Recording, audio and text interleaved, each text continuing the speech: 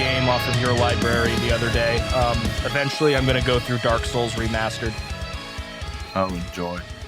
I've never like sat down to try and play a Souls game. I played a little bit of Bloodborne, but like I didn't get past the first area and I hated it. But I also didn't try, really. Yeah, well, okay, there's your first issue. I did almost beat the werewolf that you're supposed to die to, though, on my second time. Nice. There's a huge difference between Dark Souls and Bloodborne, though. Isn't Bloodborne harder? Some would say they're just different styles of game. Like, it's still like the Souls thing. Basically, between the Dark Souls / Demon Souls series, Bloodborne, and Sekiro, they all have different approaches on how you play. So Sekiro was the other one I was thinking about trying. Oh, it's so good. Do you have it? So good. Not on PC. I played it on PS4. My roommate bought it. Jake, my old roommate, was like, "Oh, hey, I bought Cyberpunk, or I pre-ordered Cyberpunk, so you can play it if you want to." And then he was like, "Oh, bought it on my wrong account. I bought it on the wrong account." I'm like, Raw. Anyways, we should probably get in this because we can have this discussion in there. Hello, everybody. Welcome to the Distorted Entertainment Podcast. I believe this is episode 8 now. Yeah, we did 7.5 as 8. It's 8. It's also a little bit after 8 that we were recording this right now. Hello, everybody. My name is Ethan Carpenter, host here at Distorted Entertainment. I'm also joined by Mitchell Wade. Mitchell, how goes? It goes pretty well. It goes very well. No, fun thing. I somehow have found motivation in life. And, I wish I could. And move up. Shit, man. Come back to FedEx. I'll explain. Okay. I've gotten what I call Dark Souls motivation. Yes, you brought this up briefly on the last episode. Yes. Well, it's gotten heavy. All right. Basically, for just to redefine Dark Souls motivation, it is what basically when you go, man, fuck this game, and then you like turn it off and walk away for a bit, and then it just kind of sits in the back of your mind until you get really pissed off, and then you're like, no, you know what? Fuck this game, and then you play for like 60 hours and beat it. Which, maybe not healthy, but at the same time, that's what I did with Dark Souls and Sekiro. And Dark Souls 2, if I ever actually beat it. I am at the end game, but DLC and all that. Basically, I have the easiest job possibly at FedEx Express. I don't know if you know what I do now. I mean, you check truck numbers, don't you? Yeah. So I basically sit in a trailer or outside because everyone has COVID, so why would I be inside with them? Wait for a trailer to show up or get ready to leave, one of the two. I go up, write down the route number, tractor number, write down a time. Oh, and the seal number. And, say that stuff over the radio so the person inside on the computer can confirm. And that is my job. There's other things I have to do. Like I have to walk pretty much the entire facility writing down every trailer number in the lot. That's a lot of walking, as Ethan can contest, because I work at the second largest hub in the United States, if not the world. My coworkers just bitch and complain, even though we have the easiest job. Just constantly there. I want to go home. I don't like this person. This is pissing me off. Oh, they're talking too. So I'm like, Jesus fucking Christ. Well, if they quit, you can always get me back in there, maybe. Yeah. But yeah, it's just I can't stand these people anymore. It has gotten to the point where I'm like, you know what? I'm better than everyone here right now. I need to get out. Uh-huh. Oh, yeah, there was probably more to this than Yeah, I've been waiting for you to get to the motivation part. So basically I have this large letter that I'm sending to my professors or former professors to try and get in contact with them and just kind of reform the relationship, because Sad Mitch was dumb and didn't maintain that relationship over a 3-year period, even though they were really cool. And I am definitely signing up and taking that GRE and going back to grad school and like trying to truck it through that so I can get the hell out. Because I don't think I can do this for like the rest of my life. Yeah, sounds about right. Other than that, Black Friday happened. I spent a lot of money that I don't want to admit to, but got a 12-core Ryzen 9 processor, new motherboard, 32 gigs of DDR4 RAM at 3200 megahertz. They also light up, which is important, of course. Mm-hmm. And a new AIO. And so I need to install those in my gaming computer. Nice. Yeah. I got nothing on Black. Well, that's not true. I purchased a couple of plugins for audio work, and then that's about it. I mean, sounds like you got stuff on Black Friday. Yeah, very, very roughly. Oh, hey, breaking news. There's a KFC Lifetime movie coming out. A Lifetime movie that is partnered with the restaurant known as Kentucky Fried Chicken, where it looks very similar to that actual real game, the real thing that is a KFC dating simulator on Steam. It's real, and now there's a movie. I don't want to live on this planet anymore. It looks like it kind of looks like the dude. I assume it's Colonel Sanders. Kind of like I see a little bit of Markiplier, but I know I'm like, this can't actually be Markiplier. But I kind of want it to be. But I kind of wish it was Markiplier. Yeah. So that exists. Oh boy. I don't like living. I gotta look this up for a second. I mean, did you know that the dating simulator existed? Yes, I actually watched the Game Grumps play. Oh yeah, it kind of does look like Markiplier, but does it? Yeah, it's like it's Mario half of a Markiplier. Lopez. It is Mario Lopez, ain't it? I just was looking at the picture. I think it's just like I associate all weird memes like this with Markiplier now for some reason. Lord Farquaad. Actually, it's Lord Marquand. Thank you very much. Well, yeah, whatever. Anyway, I have like 10 different news articles to go through. But most of them are really short. Would you like me to go? Yeah, would you like me to go first? Because I only got like a few. Yeah, go ahead. And like, I guess it's kind of like a discussion piece, but it's definitely newsworthy. I don't know if you have heard of this game that's coming out in 2021. I thought you were about to like say Cyberpunk. I'm like, no, I've never heard of it. So there's a game coming out called Metal Hellsinger. Mm-hmm. Yeah, I think I've seen an ad for that.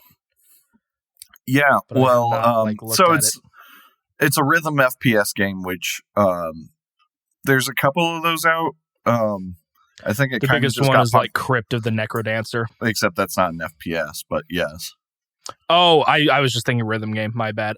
Yeah, no, there was one. Was it Gunfire Reborn? Something like that? Some like that, but it was more of an electronic dubstep. It's called BPM. It was called BPM, bullets per minute. Yeah.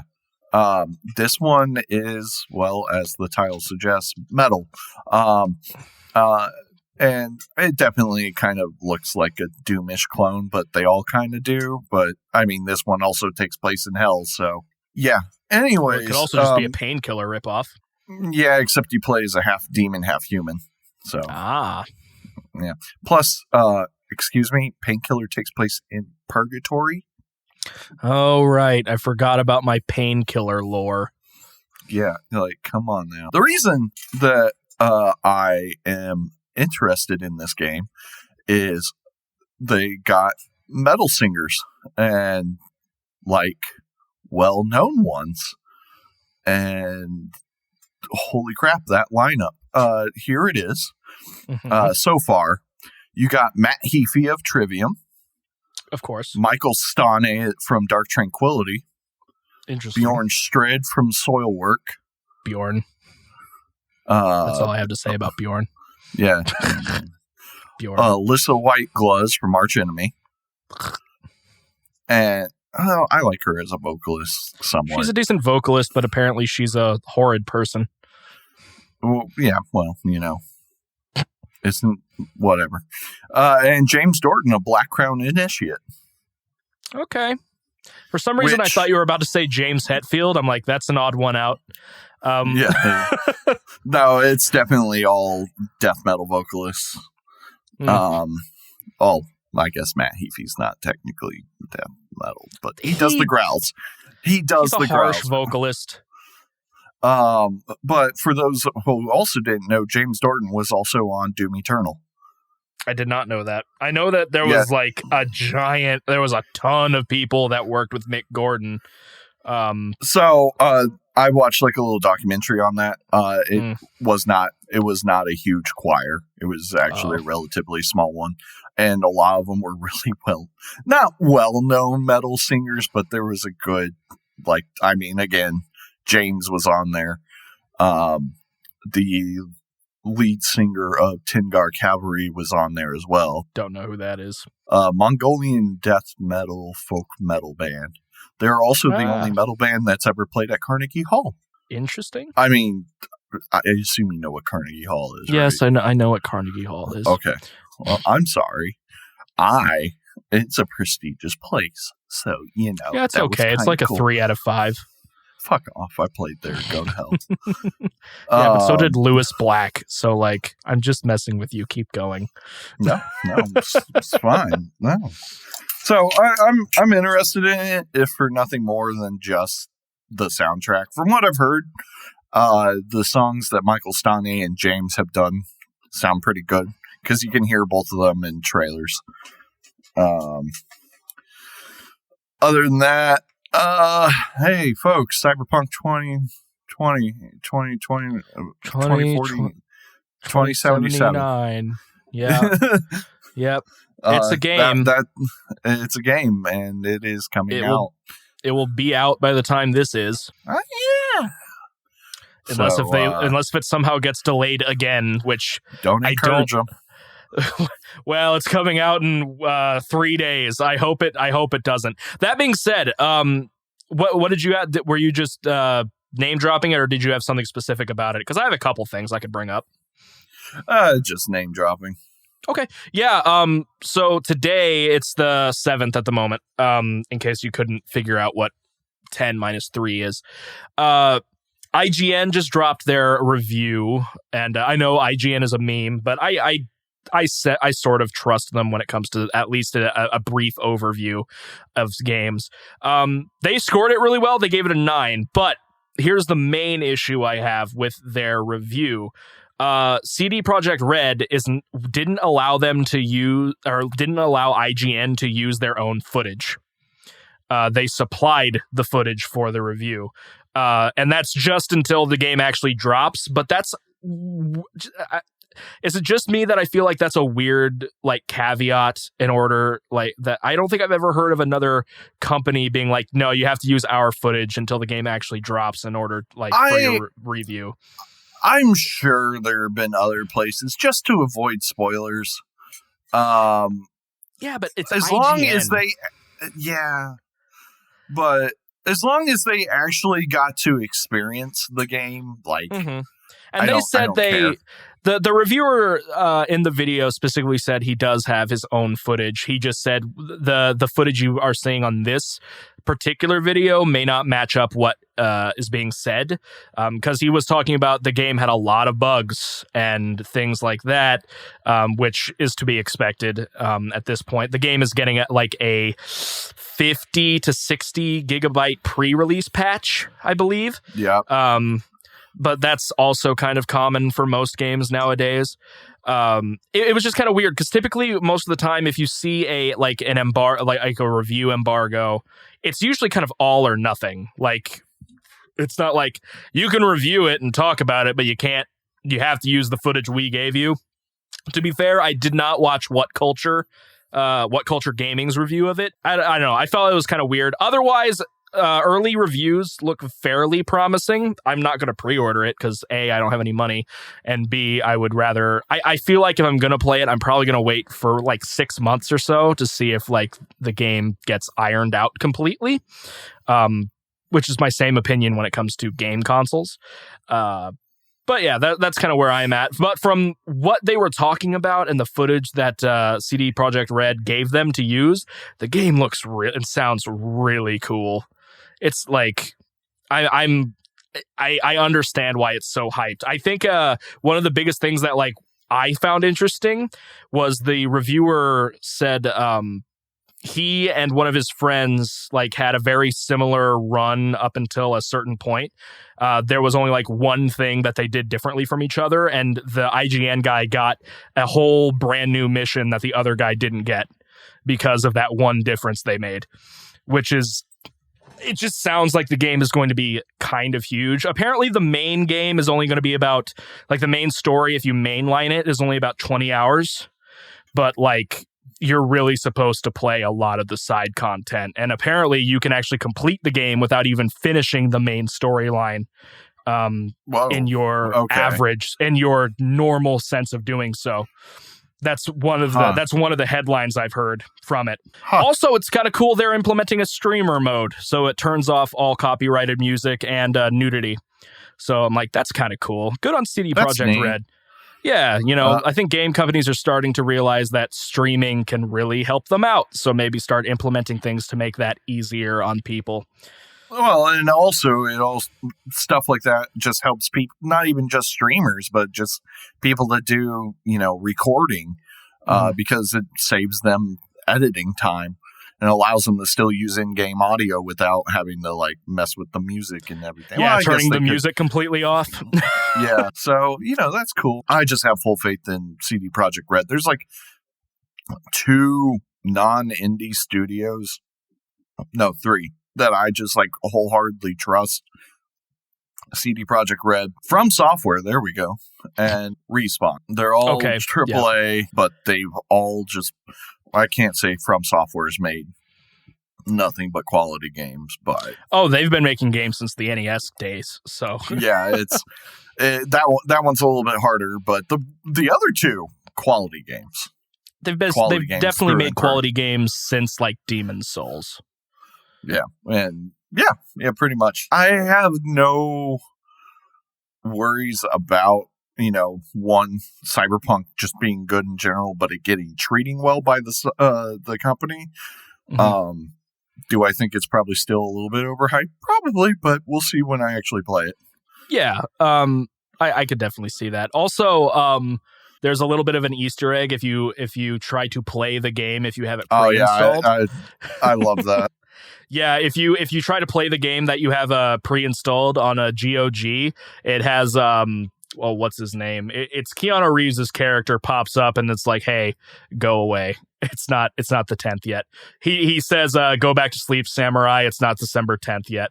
Johnny Silverhand is his name. And apparently Keanu Reeves, the actual actor, exists in the cyberpunk world, like in canon. But that's Johnny amazing. Silverhand just looks like Keanu Reeves. And sounds like Keanu Reeves. And acts like Keanu Reeves. Whoa. But I am interested in Cyberpunk. I don't think I'm going to be playing it at least for the first month or so since when it comes out. And even if I did, I don't think I would get anywhere. Whenever I play video games, it's basically just a stream now, and I don't think I would get very many viewers for playing Cyberpunk because all the big guys will be playing it. So I'm probably going to hold off for a little while on that anyway. Yeah, I'm going to hold off. It might be like a year or 2 before I even play it. Not because I'm just like, you know, I don't want to play it or anything. I just have so many. I'm a computer gamer. I have so many games that I need to play. And unless there's a Steam sale, which there always is, I don't buy games. But you know, I still need to play Jedi Fallen Order. I haven't even played it since the last time we talked about it and me playing it. I got Dark Souls 2 and 3 and Bloodborne. I got Metro Exodus to play through. and they're like lesser games, not lesser in quality, just lesser known or smaller studios that I need to play that I own.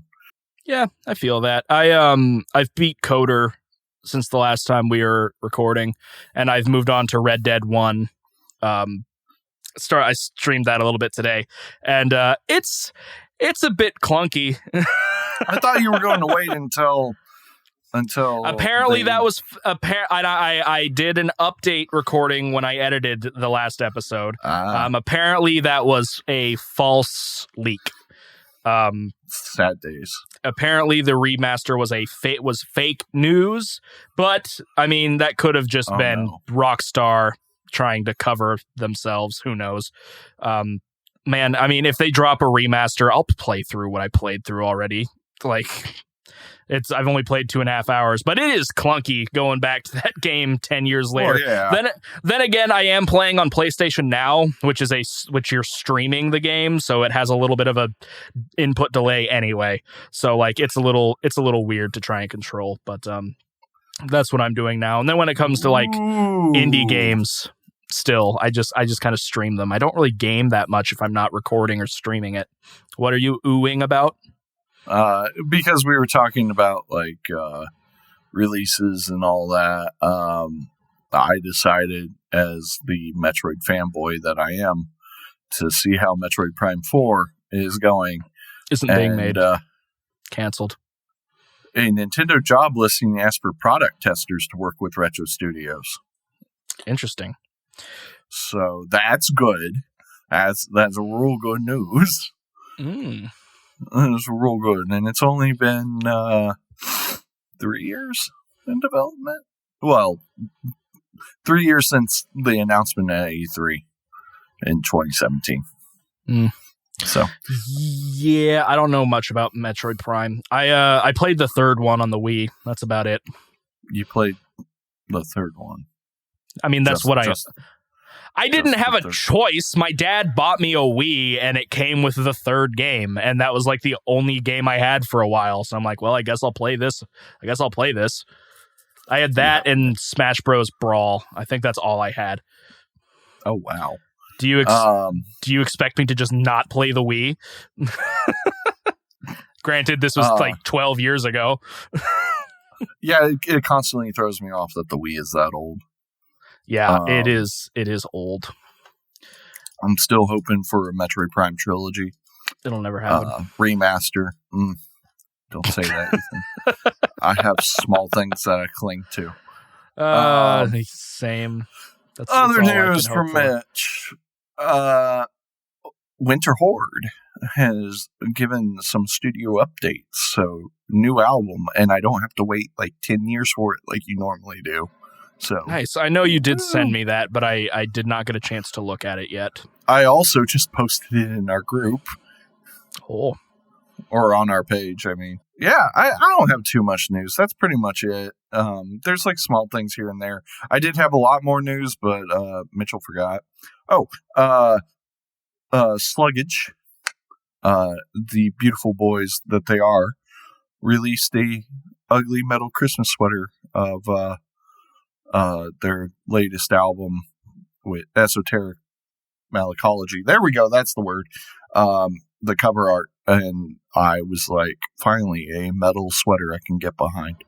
Nice. I was considering, I don't think Cattle put out one, but I remember seeing somebody that I follow put out an ugly Christmas sweater. It wasn't a band. It was Matt Hardy. I'm like, I would buy that, but I'm broke. There's so much merch I want. For Christmas. Well, I was like, it's getting so cold in my room because I don't think it's insulated properly, and the heat doesn't really come back here. So like, all I've had is shorts because I'm not going to wear jeans with my brace. I'm like, man, I could use some sweats. And then I was this should all be stuff that goes after the reviews, but whatever.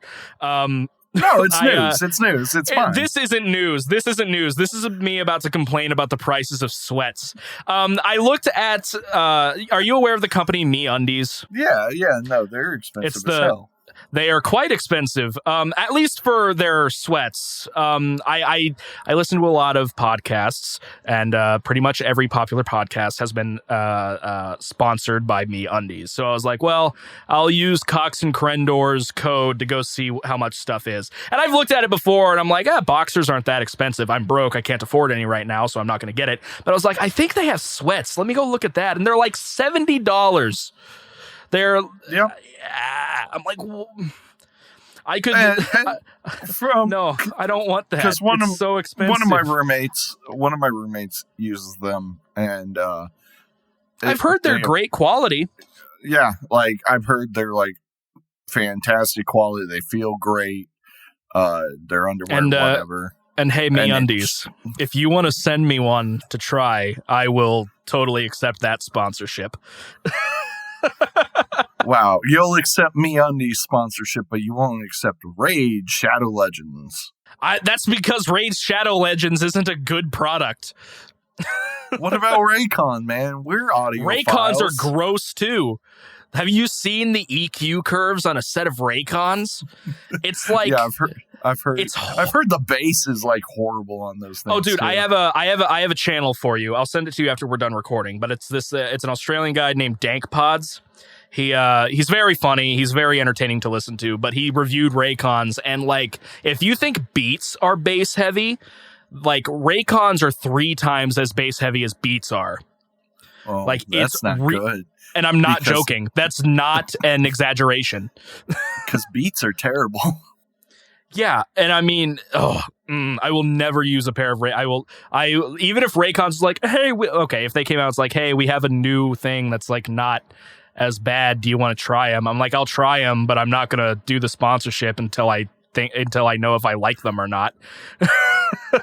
Not that we're in any discussions of getting a sponsorship from anybody at the moment. Everybody, we are selling out. We get 10 listens an episode. We can get a Harry's sponsorship. Oh yeah. Dollar Shave Club? Come on, like. Nah, Harry's, brother. I'm kidding. I don't shave. But neither do I. Oh. No, you know what? I'll save that for discussion. But I was looking to get sweats, and I was like, well, I could just go. And then I when I was on the Cattle merch shop, they have they released a remaster of their first record, Human Jerky, which is still their grindcore stuff. But they have some merch based on that, and they have like one of those. It's not a mask, but I think it's called a gator or something. I was like, that's not that expensive, and it's the cover of that. Except that if you know that album art, it's literally just a calf's head that is split in half, vertically, and then that's the cover. And it's real. It's not. So I'm like, I don't think I can convince somebody to get me that. But they have a pair of shorts. I'm like, not shorts, sweats. I'm like, these are only $30. I can get 2 of those for the price of 1 MeUndies sweats. But there's just a lot of merch I want, and I just can't do it. Can't get it. But, oh man, I had something in the works, and now I can't remember what it is. Was it Jared Dines ex Heafy? No, but that is something that we should talk about. Also, I remembered what I was going to say. Thank you, Pills. So, since you decided to bring up Dines Galaxy Cap merch, merch, specifically pantswear, Mastodon, as much as I know you love them, had the best merch ever, which was a pair of booty shorts that on the ass said Astodon. Well, do they come in my size is the question. Of course. I would wear them. I would wear them on, and I wouldn't wear them on stage, but I would wear them. Please no. please no. You gotta make a name for yourself, kid. Well, if that ever happens, know that will be the last episode of this podcast ever. So yeah. Anyway, right, so we'll start with news. We'll start with my news because it's been 40 minutes. I'm sorry. It's been 40 minutes. Oh yeah, it's been 40 minutes since we started recording. I mean, that 15 of that was probably preamble, but okay. Well, to be fair, I did say some news. You did say some news. I do appreciate you coming with some news. And you said some news. Yes, we did. We since we brought it up, there's a collaboration musically going on with Jared Dines and Matt Heafy of Trivium. Jared Dines being a fairly, I would probably still say he's a fairly popular metal YouTuber.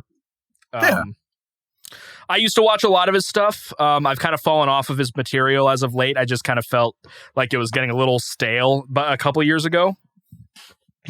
But I know he does, it was more of just like the 10 things every metal guitarist does. And I'm like, everybody's kind of doing these, and it's kind of a handful of the same 30 jokes. So I'm like, that's cool. I still think he's a great musician, and I like his vocals a lot too. But I recently, Mitch sent me the news, and then I saw it randomly on YouTube. So Matt Heafy and Jared Dines dropped a song, I believe called "My Anxiety" or something along those lines. Let me. I do love how they made it the web link in OnlyFans. Yeah, that was fun. It is called Dear Anxiety. I'm sorry.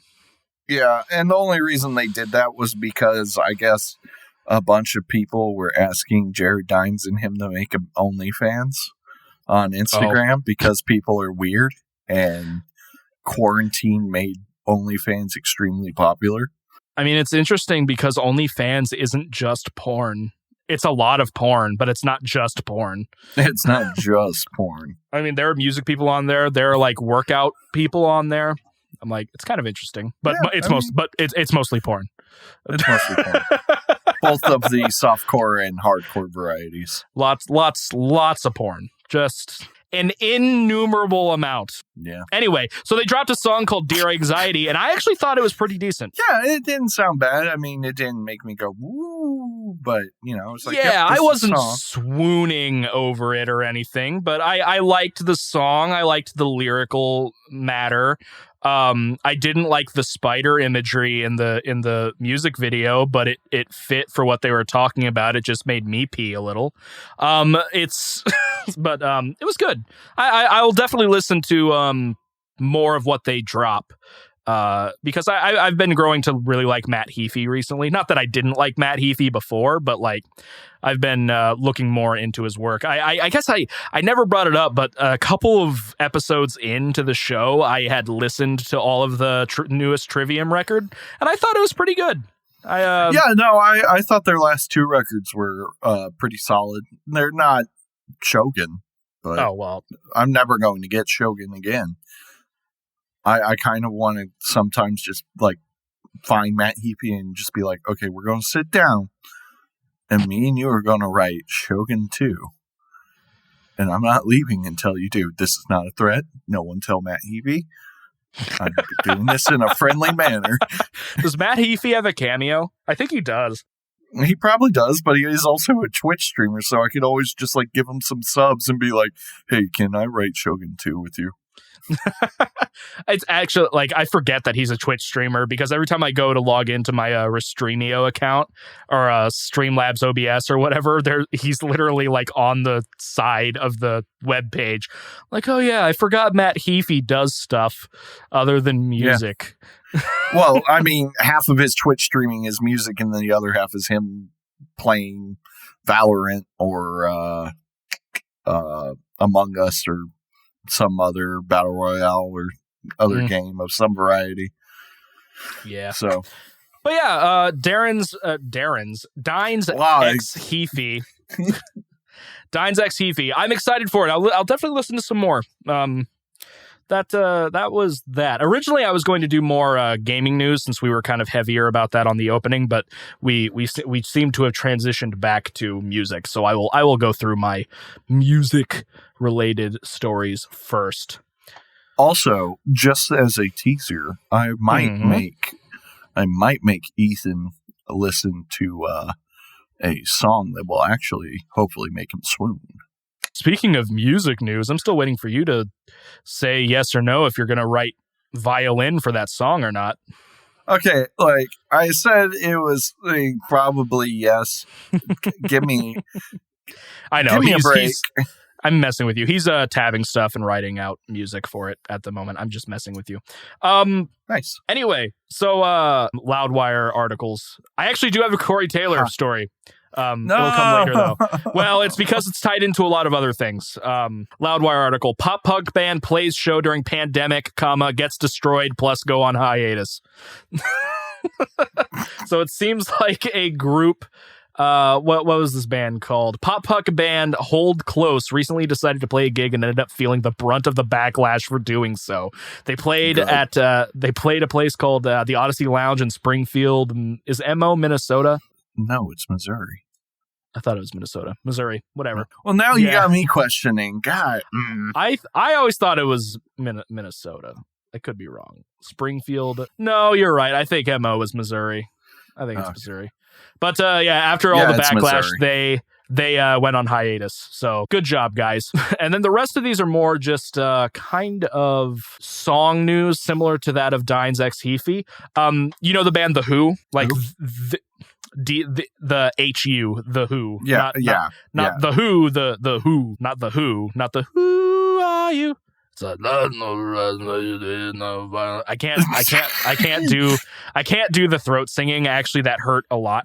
Me just trying to. So I'm going to take a drink real quick. By the way, for everyone that wants to know, Minnesota is MN. Yes, that makes sense. The Who. I can do some throat singing, but I've done it not before. To their extent. It's usually me just doing like a held note. Yeah, it's like it's what this I can't do it. It hurts. Yeah. I did it like Sluggish did in that one song where it's just like one word. It's more like overtone singing, like what they did. Which I've done before. It's not as hard as like actual like what the Who do. But the Who are also Mongolian and know what they're doing. So anyway, the Who actually released a cover of Metallica's "Sad But True" the other day. I hated it. I thought it was interesting. I don't think I would ever like willingly listen to it. And if it came on, it would never come on the radio. But if I was out and about and I heard it, first of all, I probably wouldn't recognize it as Sad But True. But I'm like, oh, this is weird. I like it. You would recognize the riff. That's true, I suppose. I didn't recognize the very beginning of their version until until it hit. I thought it was interesting, but they turned Sad But True into a Mongolian folk music. It was definitely it's interesting that it's translated into Mongolian. Oh, well, that's cool. Yeah, but otherwise, I'm like, this is just kind of it just kind of exists. Yeah, and like, I'm not a big Who fan, like myself, either band. I think they're cool and everything, but I think like a lot of their music is just very oversimplified and kind of samey throughout the entire song. I can feel that. There are really only two songs that I really like by them, and it's their two most popular songs. I think they're cool, and I think they're interesting, and they got like really, really popular. Like even my mom knows who they are and wanted to go see them live. I'd go see them live. I think I'd go see them live. I think it'd be interesting. But I wouldn't go see it if it was just them. Yeah, I like that they're, getting that Mongolian thing kind of popular, and also like maybe some hard rock metal kind of a bit popular. But yeah, as me who I am and how you people know me, not my thing. I have a cat on my foot. Much like last week. Why is it so loud in my house? So yeah, The Who released that. I thought it was interesting. But similarly, there've been over the weekend, there apparently was a Alice in Chains special honor show type thing where a bunch of different bands and artists came together to celebrate Alice in Chains. Oh yeah, I think I saw like one huge collaboration doing an Alice in Chains song. Mm-hmm. I can't remember who it was. So there, I wonder if this has the list. The one that I saw, the one that I first saw was it was just a bunch of different bands, bunch of different artists came in and covered Alice in Chains music. The first one I saw was Metallica's version of Wood, which I thought was very good, surprisingly, because, and I say surprisingly, not that I don't think Metallica can cover Alice in Chains' Wood. Typically, their covers are actually like pretty good most of the time. But in 2006, Alice in Chains actually had James come up on stage to play that song, and it was horrible. The performance was just bad, but this one was really good. It was stripped back, it was acoustic, and it was a very good rendition of the song. Metallica weren't the only band that played Wood. Korn also did a cover of Wood. Did not like it as much. I think I actually do enjoy a lot of Korn's covers. If I want to listen to The Wall, I usually listen to, or Another Brick in the Wall, I usually listen to Korn's version just because it has all three parts in one track instead of separated. I also like their cover of We Care a Lot by Faith No More. It's very good. Except it's not available on Spotify. I always have to YouTube it. So they did that. Corey Taylor and a few other people did Man in the Box, and it was pretty good. I don't think that's too surprising. And then Jerry Cantrell's, I think, no, it wasn't Jerry Cantrell.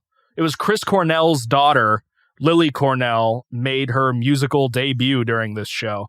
I believe she sung Black Gives Way to Blue, I believe, which is the song that was... So Black Gives Way to Blue was their first record after Elaine Staley died.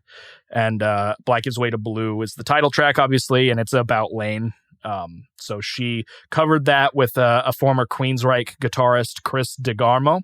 I have not listened to this one. It was just it was in the articles that I was looking through, and I thought it was very interesting. So, but from where I'm saying, people say she did a great job. So that nice. That was cool. Mitch has more music news now that I think about it. Yeah, go ahead. All right. Well, one, this isn't news because this is 8 years old, but you're lying. I have news outside of this. This is just because you brought up Alice in Chains, and it reminded me of something. Okay. You'll never guess who has a cover of the song Wood. Opeth. Fuck you. Yep. When I was posting about it, first of all, so the kind of a tangent. Oh, great. Sorry. When all this was dropping, I had gotten people mad at me on Facebook because I may or may not have suggested that Pantera is overrated. On my Facebook feed, and it made people upset. So every time I look, because I listen to some Pantera, I just do think they are overrated and I don't get the worship. But I was having one guy get really, really mad at me, essentially, because I posted it as like, you spelled Metallica wrong. I'm like, okay, like, you're obviously getting way more mad about me making fun of Pantera than I'm getting mad about you making fun of Metallica. But so every time I shared anything Metallica related within the next day or two, they would laugh react it every time. Whatever. But then I saw the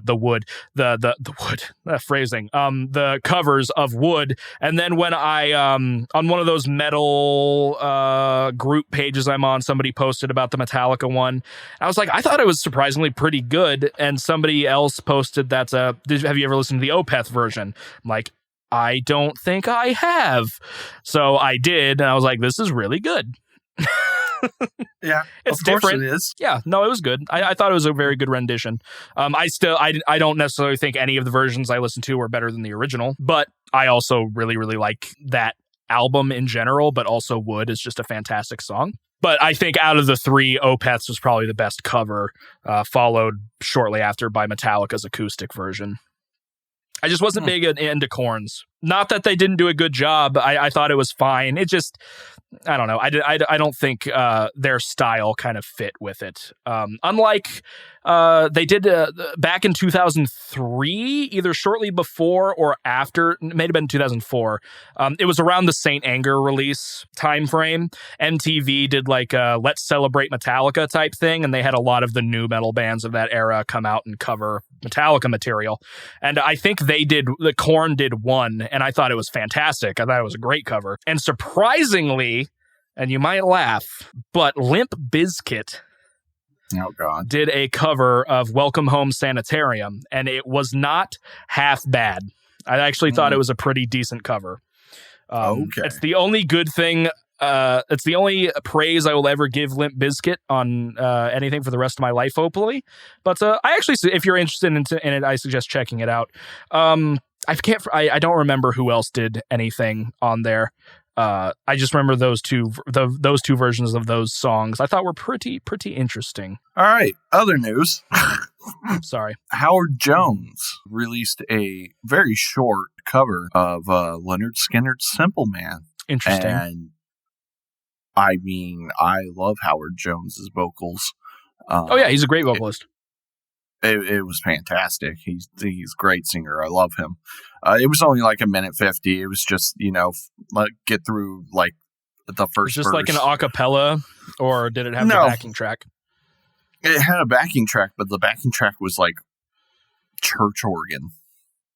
Interesting. I think I'm unfamiliar with the song itself. Oh, really? Okay. It's a good song. If you like, Southern rock and everything. I can appreciate it. I'm not the biggest Skynyrd fan. But, I knew. So, back in high school, I was a huge Shinedown fan. I don't dislike Shinedown now, but I do. I think they're decent. They're good for like radio rock. Yeah, I haven't listened to them in a long time, but they did a cover of Simple Man as well, which was really good. I may have heard that version then. It's possible. My old roommate is very into Shinedown. Apparently their last two records weren't very bad, weren't half bad either. I have to check that Howard. That Joward Hones video. Howard Jones. That I was going to say Howard Benson, but like, nope, that's the producer. Yeah, that's not even close. I don't know. Like, is Howard Jones isn't currently in Killswitch right now, is he? No, the original the other Killswitch. Yeah, the original Killswitch singer is in, which I like. They kind of take turns, don't they? No, they kind of go back and forth. No, I thought it was the original singer. Then Howard Jones was on for like 3 albums, and then the original singer came back, and it's been the original singer since. However, they did do a duet.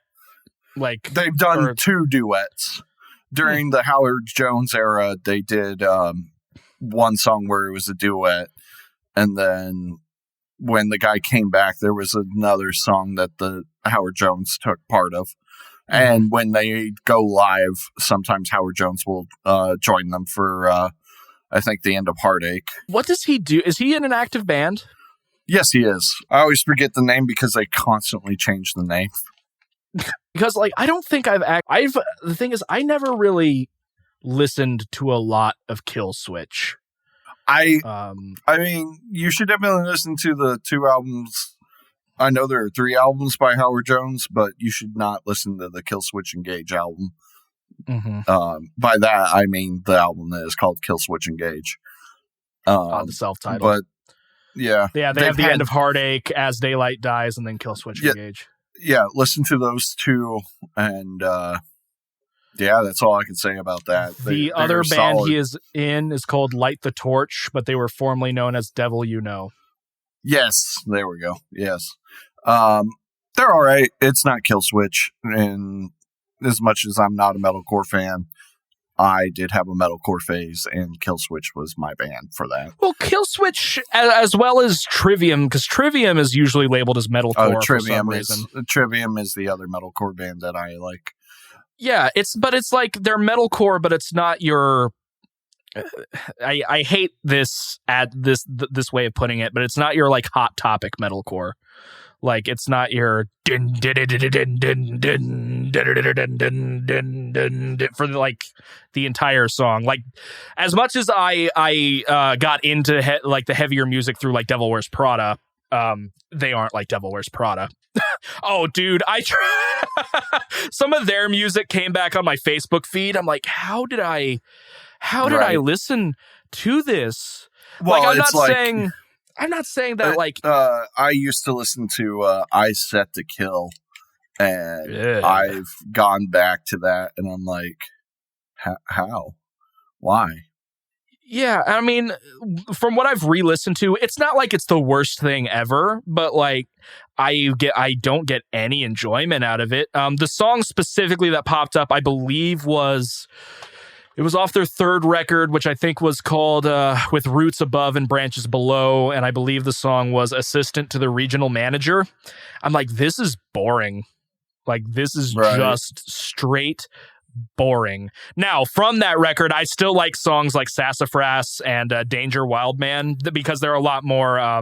They're a bit thrashier. They're more upbeat, and you know, I don't want to like use heavier as like a broad term, but it's more crushing than this song because it is a bit more mid-paced, has a lot more synth in the leads and things like that. I'm just like, this is kind of boring. Whereas the other ones, I'm like, all right, I can still kind of jam to this, but you know, I while you were talking, I brought up a I Set to Kill song that I knew I used to like. It's definitely not like, oh boy, please bring this back to me. But it's definitely not as bad as I remember either.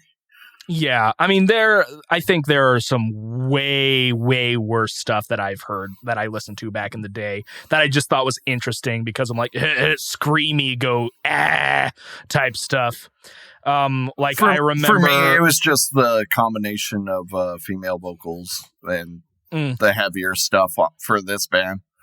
Okay. I guess I don't know I Set to Kill. Are they still a thing? Oh, hell, I don't know, and I don't care. I mean, but I remember when I first started getting into screamy music, I would listen to quote unquote. I think I used to be the guy that would search screamo cover or death metal cover, and then everything that popped up definitely was not death metal. Wow! Like I remember, do you know the name I Set My Friends on Fire? Yes. I think they're the same band as Calvary Kids. I think those are the same thing. And I remember there being a Calvary Kids cover of Soulja Boy's Crank That Soulja Boy that I liked a lot back in the day.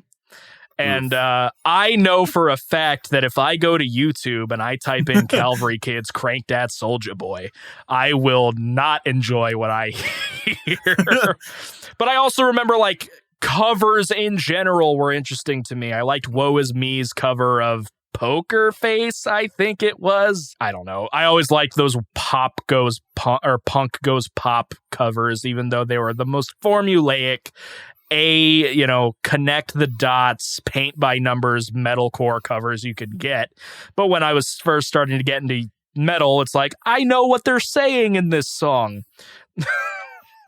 So do you want to do the discussion portion for the beginning this time?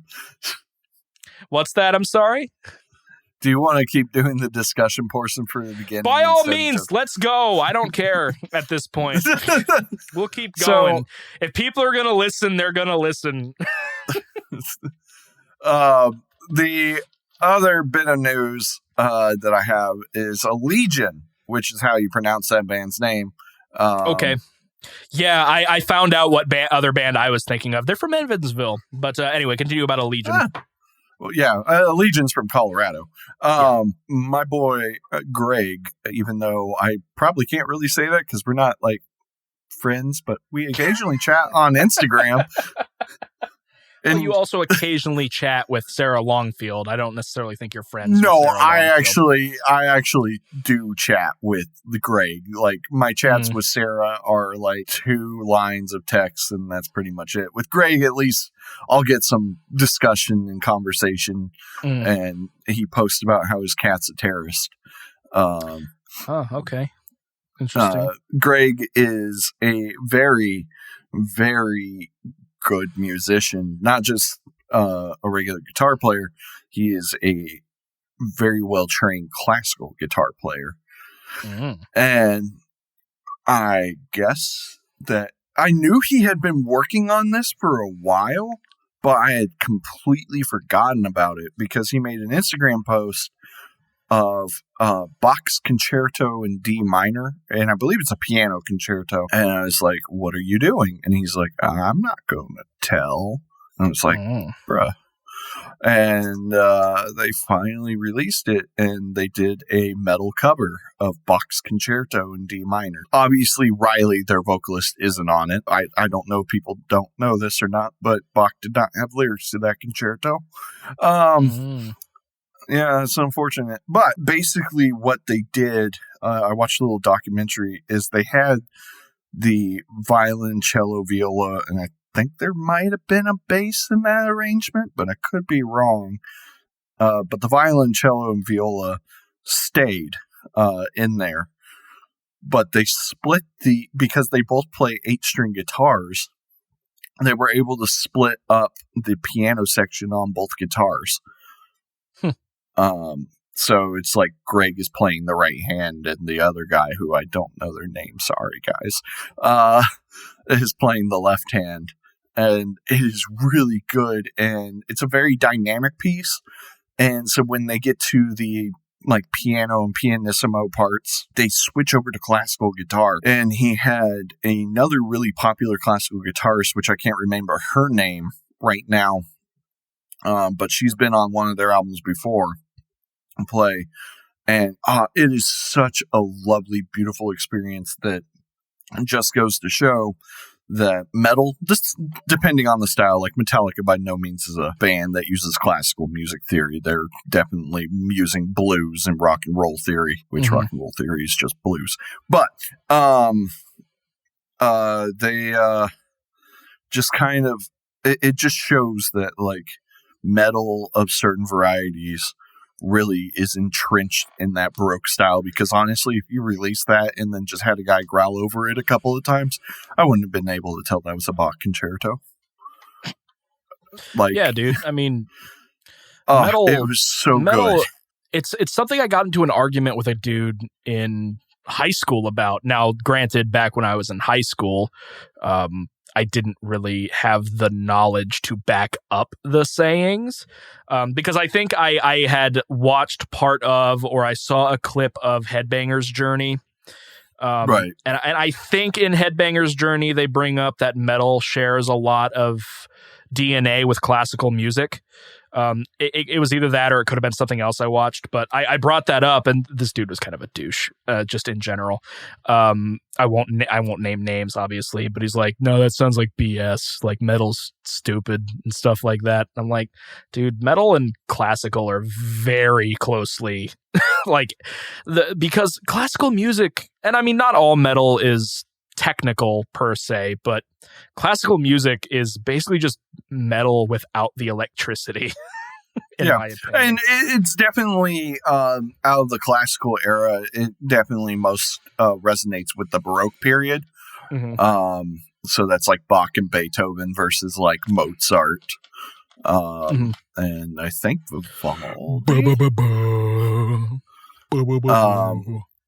I want to say Vivaldi was classical and not Baroque. I don't know the difference. It's all classical to me. But that's because I'm uneducated. I mean, well, you're not technically wrong as long as when you say classical, you mean you're talking about either Baroque. Oh, shit, Vivaldi was Baroque. Damn it. Oh, I'm a stupid idiot. As long as you're referring to Baroque, classical, or Romantic period music, then sure, you're not wrong. You can call it classical, but as soon as you're like, oh man, I love Stravinsky, he's my favorite classical composer, you're an idiot. Who's Stravinsky? He's contemporary. Stravinsky wrote a... like modern classical? Shut the... Let's go. Gross. Look, you know what I mean when I say modern classical, which I think literally just translates to contemporary. Do you not know who Vivaldi Stravinsky is? I probably do. I just don't know him. He wrote The Rite of Spring. He was an important composer in the early 20th century. Stravinsky was really important because I'm sure you know there's what's known as the double interval, also known as tritone. Stravinsky was like the first composer who's like, I like that. That's kind of cool. And so he wrote The Rite of Spring, which is about Russian paganism and ritual sacrifice. And it's a ballet. It's a really metal ballet, like just musically, it is djenty as hell, man. There were apparently riots that happened from him doing this. It was like so unheard of and not cool to do. And he's like, "No, man, fuck you. I'm doing it." So, yeah, he was really cool. And then you get people like John Cage who says interesting things, but also like, screw John Cage because 4 minutes and 33 seconds of silence is not music. I don't care what you're trying to get through people's head. Rant over. Anyways, so yeah, really good cover of a Bach concerto. The only other like classical music metal cover that I really like is Ex Mortis did Moonlight Sonata, and it's very good. It's very good and very riffy and solo-y and show-offy, and it's really good.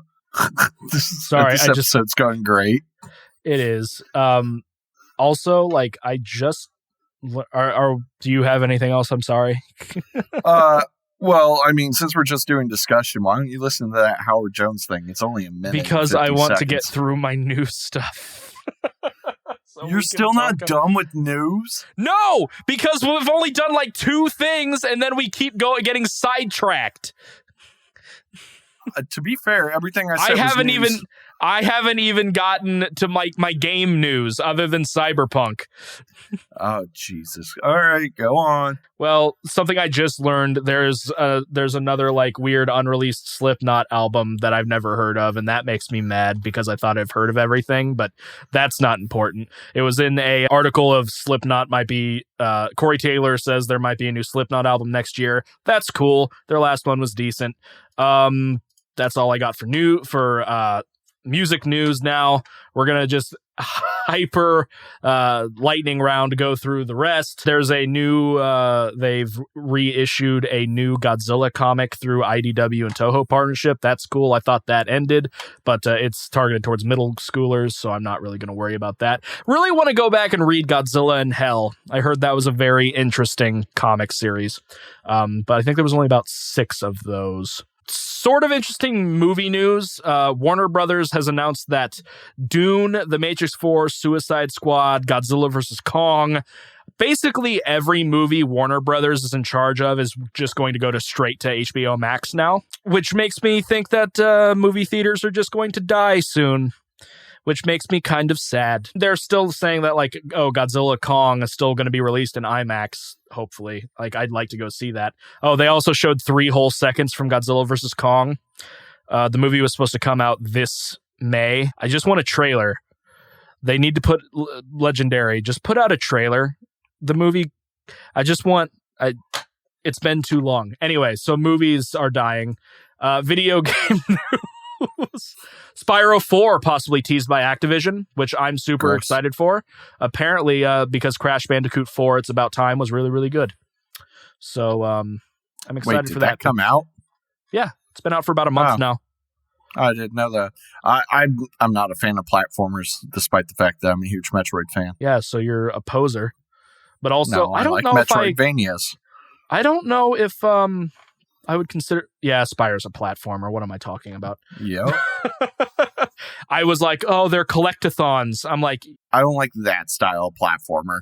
I liked Crash Bandicoot, but I was always so bad at it that it never really stuck with me. I always loved Spyro because I just liked Spyro. And then they did the HD re-release and I loved it, and I can't play it anymore because I paid for it with the guitar player from my last band on his band account and his PlayStation account, and I can't access anymore, and it makes me sad. So I'm going to get it on PC at some point.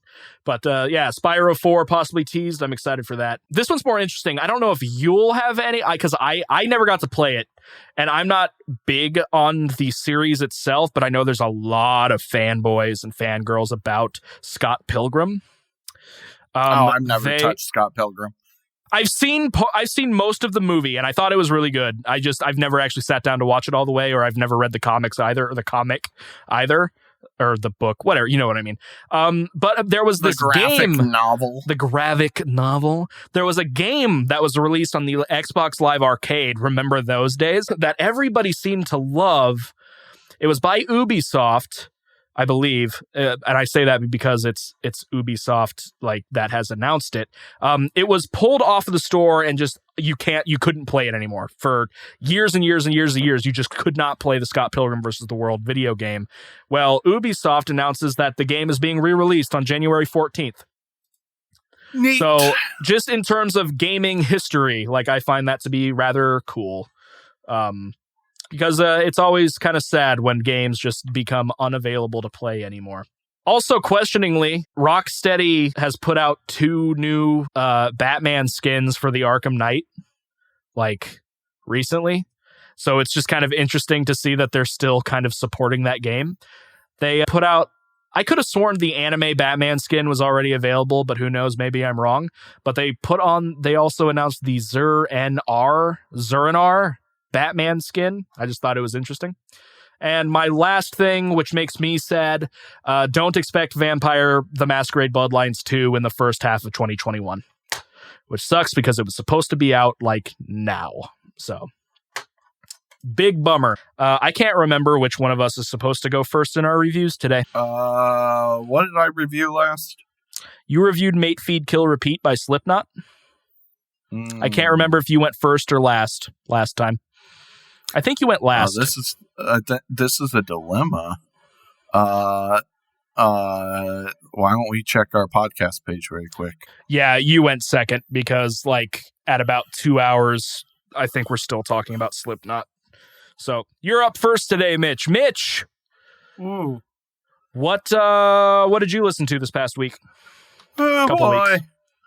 I listened to twice. Because I was tired. I feel that. That's basically just been what I've been doing for the past few episodes. I listened to Archspire, a Relentless Mutation. Some techie boys. Some very techie boys. Now the question is, are they true techie boys? I mean, they do have their whole slogan and advertising merch campaign is literally "Stay Tech." No, well, I mean, that's great, beautiful. No, to be true techie boys, you must come out of Canada, and they are from Canada. They are from Canada. So yes, they passed the test. They passed the test. If any other kind of metal comes out of Canada that's not tech death, what are you doing? Canada's tech death. Damn it. Oh, except Devin Townsend. He can do whatever he wants. Is he from Canada? He's Canadian. Of course he's Canadian. Of course he's Canadian. He's a madman. Anyways, yes. So I actually, before we started, took some notes. Oh, you took notes. That means you probably didn't like it. No, actually, I did enjoy this album. Sweet. There's not much I can say on it, but I will do my best. It's a tech death album, and I like tech death, but there's a point where I don't like tech death, and that's when it becomes just like nothing but like gobbledygook. Let's see how many notes we can play all at once. Sweep the entire 8-string in like 2 seconds. Constant, like, just drums everywhere at like 400 BPM, bass just going crazy in the background. Yeah, that's not Archspire. They are good techie boys. Some things I have to say. The album flows well. One thing that I found interesting is the parts where it probably wouldn't have transitioned well. They were just like, you know what would be a good way to transition this? Let's put a bit of silence in there for like a second. Yeah. And it works. It works. And so it's disjuncted, but it's a good kind of disjuncted. My least favorite thing is the vocalist, and I still like him, but there are parts in which there are no instruments, or maybe it's just drums in him, or they're doing like that kind of chorey chuggy thing where it's like a little bit of rhythm and then silence and then a little bit of rhythm and then silence. And I just don't think his vocals sound good enough growling to be by themselves. Mm-hmm. With his style, what I've always noticed is that because he does fast. He real fast. He do be fast. So the one thing that I know for sure that you might be talking about is the intro to Calamus Will Animate, because it has that weird like with just like what sounds like a snare in the background, just matching what he's playing. Fun fact, that's actually a shotgun sample and not a snare. Dave Otero is a madman. He also, Dave Otero did this record, which is the same guy who's done the last 3 Cattle albums. He's so good. Anyway, he has like a number of different sounds when it comes to growling, because he can do like the really deep gutturals, but when he's doing those super fast bits, he's only using just barely enough air to create the growl. Right. And that's why it kind of sounds weak compared to everything else, just in terms of like actual, like it's not very loud, because it isn't. I don't know if that had anything to do with what you were saying. I'm sorry, continue. There was even some parts with just the rhythm and the speed. It almost felt rappy. Well, he does practice with rap. That's how he got really good at doing super fast stuff. Like he would growl along to Tech 9 and stuff like that. Oh, I mean, yeah, that would be the way to do it. So, well, that explains it. That kind of flow and everything. He did some pig squeals in a part, and no. Mitch no likey. I love pig squeals. I'm not sure where you're talking about though. The only I could also be calling pig squeals the wrong thing, but I'm pretty sure I'm not. Unless if you have a timestamp, I cannot either confirm nor deny. What I know, like off the top of my head, that's like almost pig squealy is an involuntary doppelganger. It's just more of that the type. No, like it wasn't that. Oh, yeah, I could see where that's a shotgun sound. Mm-hmm. I didn't know that until I watched. There was a Nail the Mix video of Dave Otero being like, "Yeah, so we went out shooting," and I was like, "Let's sample this shotgun I have." So I actually used to hate this band. Really? Yes, I didn't get it because 2 of the dudes in my last band, they like Cream over Archspire, and I'm like, it's just, to me it was like one of those look what we can do. Oh, the band. Okay. When I heard like Cream, I thought you meant the band Cream, and I was like, no, those are really different sounds. No, not what I meant. It was a euphemism. Yes. I was like, yeah, I get it. Go fast forehead. That's about what it was. And then like before I really knew the band, I remember Chavez showing me a song off their previous record called Fathom Infinite Depth, which is another song where he's growling really, really fast, but it's not nearly as fast as he goes on this album, like, say, Involuntary Doppelganger. And I was just like, yeah, he growls really fast, and I hate it. Like, it makes me mad.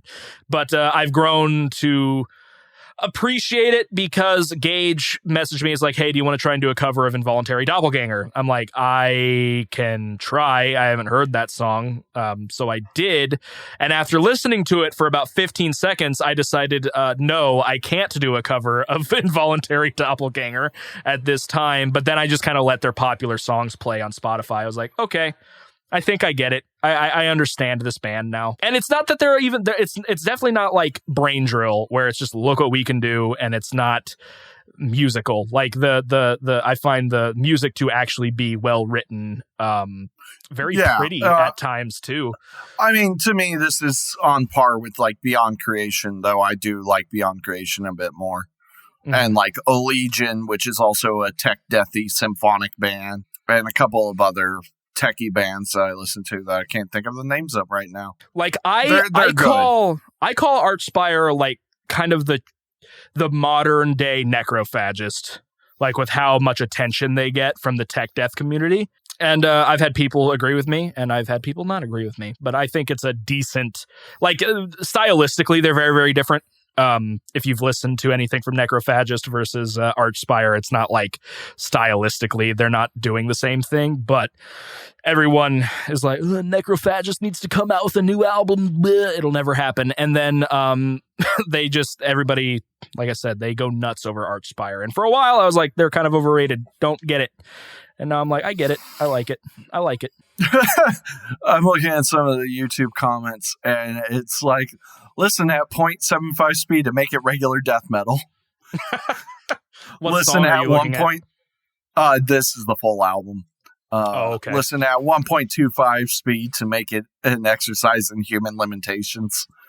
I think they did I think the drummer did a reaction video of somebody playing one of the songs at 1.25 speed or something.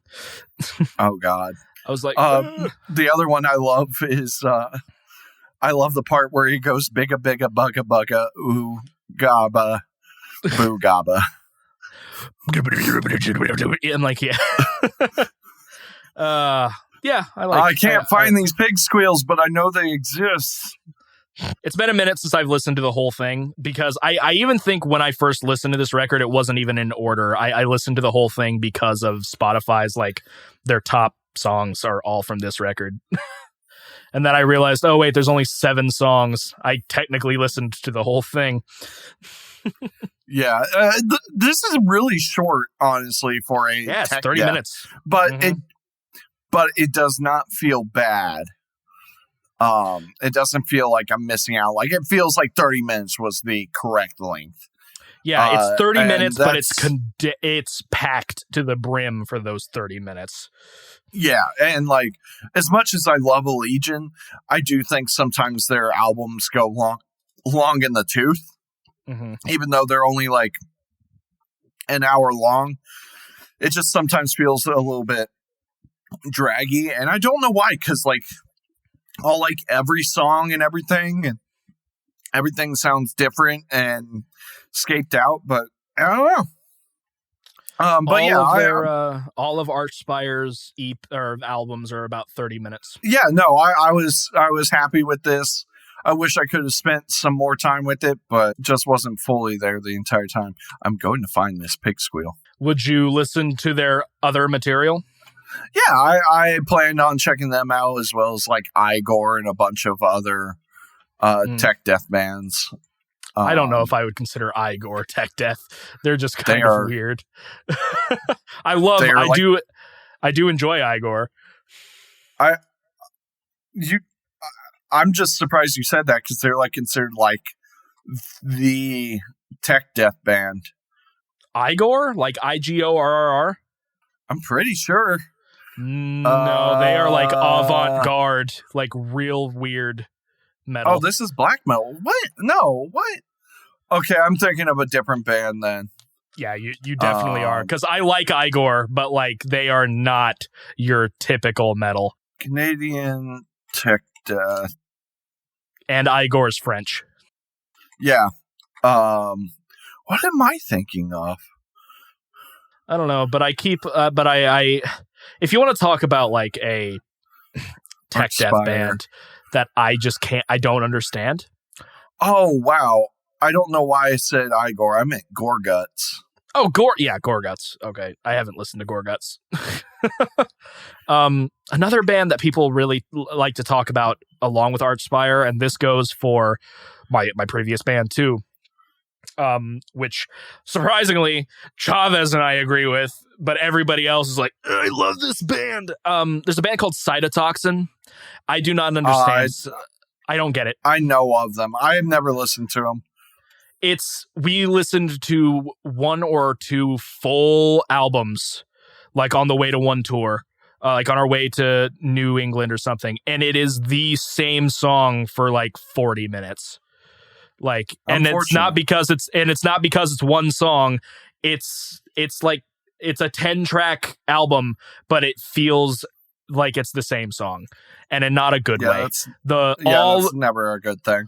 The vocalist has one setting. It's low pig squeals. That's all he does, really.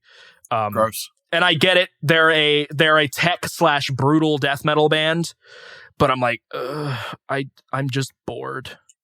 I will also say there are some really pretty moments in these albums. Absolutely. Found it. Aha! 1545 of the full album. Just send me the link you have, because then it'll take me right then I can take it. Then I can take it right to it. Oh yeah, I could do that. Good.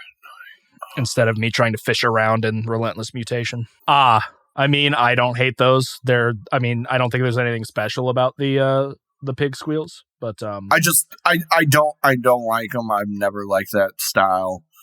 Even more so that it's just an effect. I think if it was just a one instance and then done kind of thing, just like the end of a phrase and you just have the one sound and then you're done.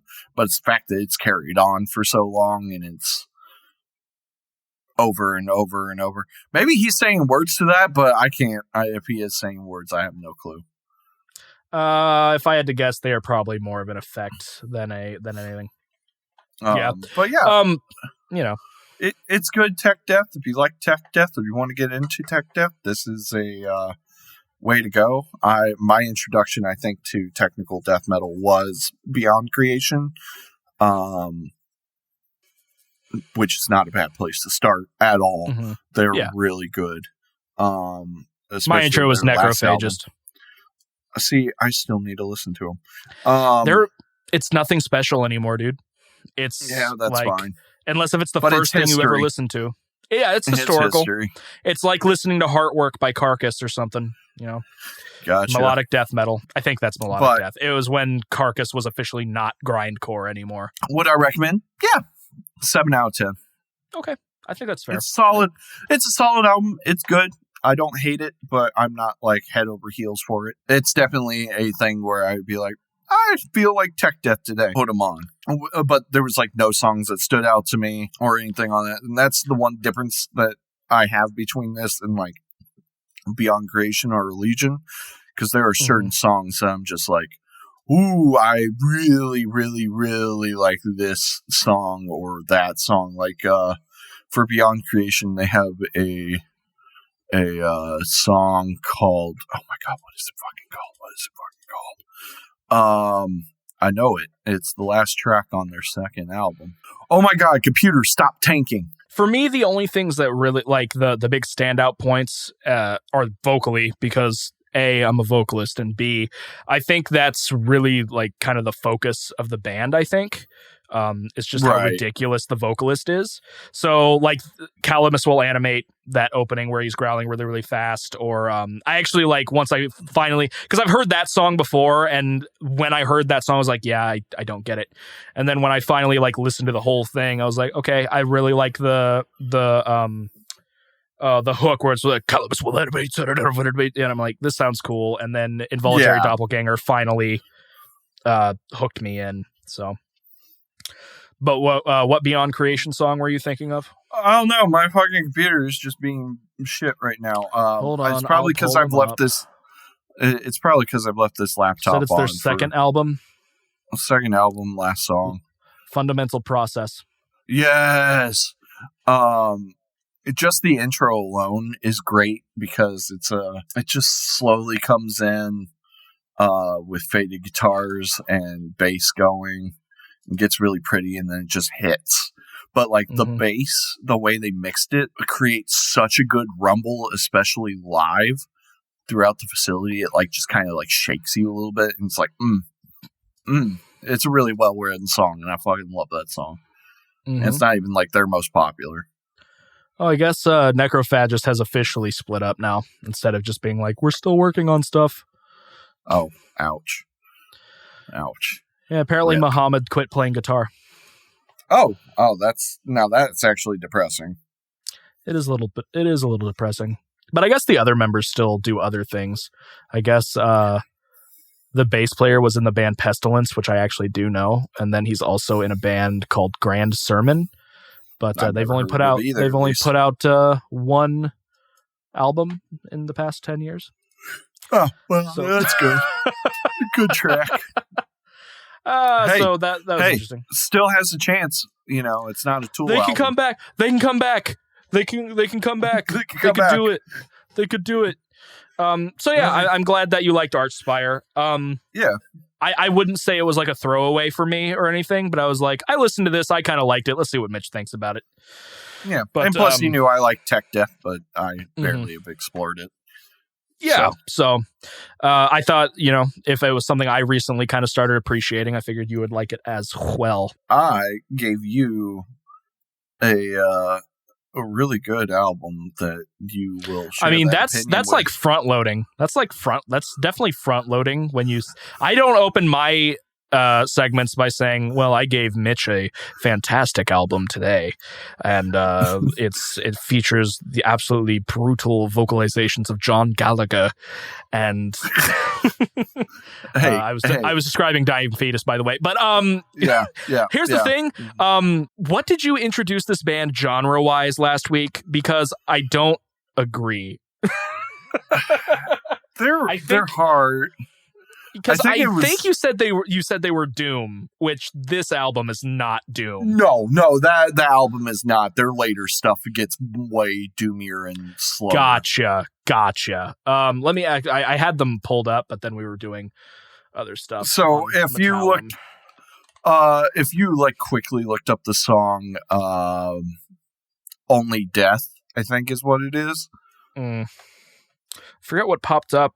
Because when I listened to the record all the way through, it automatically kept playing their other stuff, and I forget what song it was. It might have been called "Judgmental" something. Oh, that's from their second album. Yeah, it was really heavy. I kind of dug that, at least the opening. I didn't listen to all of it, but it was kind of interesting. That album is also solid. But yes, you gave me an album by St. Petersburg, Russia. This is Metallum, by the way. Melodic death / gothic metal band. I'll take that. Dominia. And Death Only was the song I was thinking of. From their third album, Theophania. Something like that. It's kind of interesting that their last two full lengths don't have any reviews on Metallum. But then again, their other ones only have one each. Yeah, they're definitely a very niche band. And they used to be called Tentamentum. I did not know that. I personally only like their first three albums. After that, I was just like, eh. Well, that'll be nice once I tag them into this video. Or this episode. Hey, at least I like their music. Yeah. But yeah, apparently they were previously known as Tentamentum. They have an album under that name called Merman Destiny. It was released in 1999. But interesting. So yeah, he gave me the album Divine Revolution by Dominia. And it was definitely an interesting record. I liked it. I did like it, but I do think comparative to the last few albums you have given me, it was kind of like not a step back quality wise, but I don't think I enjoyed it as much as, say, Codex Omega or Virus or Blackwater Park Ghost Reveries. I still really enjoyed it though. It's something that I have recommended to people. So it's, were you gonna say something? Yeah, no, that's a fair judgment. I can't constantly give you like 10 out of 10s. Yeah. But I mean, for me, granted, it's been a while since I've listened to this. It's definitely up there for me. Mm-hmm. Yeah, and I definitely enjoyed it. I actually do have notes. They're not as concise as some of my other ones, so I'll go through there. It's more. It was mainly like, here are some overviews, my overview thoughts of some things, and then here's some specifics from songs if I feel like it. So I am reading off of my notes, so I apologize if I sound a little bit scripted. But I try to embellish a little bit as I'm reading. So we start off. I'm gonna pull up the track listing here. This record was released in 2006. That is called Divine Revolution, and it is about 47 minutes long if you don't count the bonus track that is also on Spotify, which I will not count, but it was a decent song, I guess. It runs about 9 tracks. Starts off with a song called The Prophecy, and I do like the sound of this track. It's very epic sounding. I remember you mentioned, or like, I think the way you described this band is they like had a guitarist and then they replaced a second guitarist with a violin or something like that. Or maybe that's what they literally did. They got rid. They don't have I think they did have two guitarists at one point, but my whole point was the lead guitar that would be in most bands is instead a violinist. Mm-hmm. I like it. I think it's done very, very well. The riffs throughout the song are great. I love the vocal patterns and the hooks in the prophecy. I do feel like the song is like a hair too long for my taste. I just kind of start losing track at about the 6-minute point. Luckily, that is most of the song, but I just kind of start tuning out in the last minute. It pulls me back in with Pain into Eternity. It's a pretty song, has a nice landscape to it, but nothing too specific about that track. I will say the third song, Burial of Reasons, is, while not my favorite song on the album, I do think I would consider it my second favorite song on the record. This note I have here is more overall, and then it does start talking about Burial of Reason. I enjoy the vocal work throughout the record. Some songs have very interesting delivery, with vocals being almost spoken in strange voices and not always screamed or sung, kind of like in Burial of Reason as an example. The verses in Burial of Reason also gives me a little bit of a Trivium vibe, at least in delivery. Musically not so much, but vocally I kind of grabbed onto that, and I'm not sure how accurate it is. It's just my brain. That's what I was picking up. I also really like the piano work in Burial. It reminds me of something I would hear in like an old-timey movie, which I found very, very interesting. Really liked Burial of Reasons. I would say it's my second favorite song on the track, and we'll get to my favorite, obviously, later. Musically, I find this record to be fantastically written, especially when it comes to the ideas and the implementation of said ideas. And as I said, as my second listen of typing the notes, Burial of Reason was my favorite song at that time. I love the opening riff of The Darkness of Bright Life. It's a very, very chuggy song, but I can't recall the pattern off the top of my head to repeat it. All I know is that I was getting like serious Meshuggah face during it, so that's always a plus. It was a decent track. I like the riff in God is a Brand. It has almost a major key vibe to it. The song like surprisingly sounds happier than a lot of the other ones on the record, and I like the way that it sounds, but also as compared to the previous songs on the record so far, the lyrics for God is a Brand aren't quite as misanthropic or overly sad comparatively, but I can take or leave the lyrics on that song specifically. I do like the music, however. Then we get to a couple of tracks that I did not really like. I did not like The Beautiful Innocence all that much on my first listen, and it didn't really change on my second. Lyrically, and it is interesting that I put that, it sounds like lyrically the song kind of belongs more to goth, like a goth metal track, where Vital Archives do consider them goth metal. I wrote that they almost sounds like it should be in a typo negative song. And yeah, so go ahead. I think one thing that will add to this, and I think I've stated this before, when we did the top band of each subgenre or whatever. Yeah, they were brought up when we were talking about My Dying Bride. Yeah, so they've done a lot of My Dying Bride covers. Mm-hmm. I do not have much experience. I do not have much experience with My Dying Bride. Yeah, it's your typical goth death sound. And yeah, this band definitely draws that influence, especially in their later work. I think the reason I chose this album over the other ones is just because this is way more heavy and fast-paced and more death metal-y.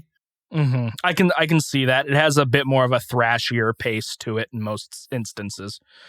Yeah. But that being said, I did not like Beautiful Innocence. I thought it was very, very cheesy, and the music didn't do much for me either. And then the song after that, called Save Yourself, I wasn't big on it either. The chorus, for some reason, and I don't think this is accurate, but it's what I was able to come up with while I was listening to it. I think the chorus in Save Yourself reminded me of System, or something from that era of metal, that earlier 2000s, which makes sense because it was released in 2006. I couldn't quite put my finger on what I was kind of keying in on for Save Yourself, but it was interesting. I liked it a little bit more than Beautiful Innocence, but it was definitely another like kind of meh, I could take it or leave it song. We come across to the eighth track. I thought The Punishment was just okay. I kind of breezed through it. It almost became just kind of, for this track specifically, for some reason it kind of just became background noise while I was on my computer. That's unfortunate. I love this track. I think the violin work in it with the organ on top and just the overall like mellow, deathy riff is just fantastic. Mm-hmm. I mean, and I did enjoy it more than the previous two songs. I do recall I was like, this is a lot better. It's just, it was more on my second listen because I was like just trying to, I was on my computer. I was just scrolling through stuff. I kind of gone through the whole song without even noticing it played, right. Which I think is a positive in my book because I felt no need to skip it, or I felt no negativity towards what was happening. Right. I like The Punishment. It was definitely better than the two songs previous. And then we come to the official closer of the album. The version I listened to did have a song after this, and I'll mention it, but I do not factor it into my score at the end. We come to the song Mountain of God's Depression. It's the longest song on the record, and it is also the grandest. I love the piano intro. It's absolutely gorgeous for about the first 2 minutes of the album, but I'm going to ruin it for you because I had a thought while listening to it, and I can't let thoughts go. It sounds like the piano in this song reminds me of like some of the sadder instrumentals of the original score for Shrek. So have fun with that. I don't know. I think it's weird that you honed in on Shrek, but just I don't any. But I think it's sad. Yeah, I think it's just because I had for some reason watched a video talking about why Shrek is still how widely regarded or something like that. I think it's by the YouTuber called Nerdstalgic. Highly recommended. I like his videos. Yeah, I don't know why I honed it on Shrek either, but I was like, sounds like the song when Fiona is sad. So that's weird. It is weird. I'm sorry. That's just my brain. You have this amazingly beautiful, just grand written piece, and you're like Shrek. Like, man, I even was like, when I suggested this, was like, just wait until you get to Mountains of God's Depression. But that's the thing. Slaps. Shrek. You know, somebody once told me. But no, I mean, this is my favorite song on the record. It's just for some reason during the piano intro, I'm like, ha ha ha ha ha ha. Anyway, the drop into the guitar and violin at about 2:20 is very nice. I will say the song is without a doubt the best track on the record. There's no arguments, though Burial of Reason is a close second for me. And lyrically, the song is also the best. I don't get any weird, edgy, or cheesy feeling from the lyrics like I do in songs like Beautiful Innocence or Save Yourself, for example. It's done very, very well. Easily the best track on the record. You're not going to get any arguments from me. In the version that I listened to, there was a bonus track called Cellar Door. It wasn't bad. I'm not going to include it in my rating. It was a good track, but Mountains of God's Depression is a much better closer. But I really did like the violin at the end of Cellar Door. If you want to hear something very, very pretty, it's on there. Let's talk about the end of Mountains of God's Depression, though, like where they bring back the theme of the intro. Mm-hmm. So it like closes out with a nice violin solo after the vocals in. And like the outro of this piece is like almost like 3 minutes long. Yes. Intro or outro of instrumental. The violin solo, they kind of bring back that piano from the intro, but on top of it have violin an octave above it. And it just kind of like crescendos. And there's like a momentary pause and then the drums and guitar kick in with it. Oh. It was absolutely beautiful. It was so well written. It is such a well written piece. Mm-hmm. Was a yes, it is a fantastic song. It's a fantastic closer for said record. Yes. Now, that being said, everything being said, overall, I did enjoy the album. Like I said, kind of at the top, I didn't like it as much as some of the past few you've given me, but obviously you're not going to keep upping it every time. I don't think that's very feasible to even expect. Now, that being said, perhaps one of their other albums would click with me more. It may not. But I could see myself recommending either the record as a whole or definitely a handful of tracks. And I would probably give this like a 6 or a 7. Probably leaning more towards a 7 out of 10. Oh, wow. I was thinking 7 or 8 myself. Well, yeah, like I said, it was what we want. What's that? I said we can't all get what we want.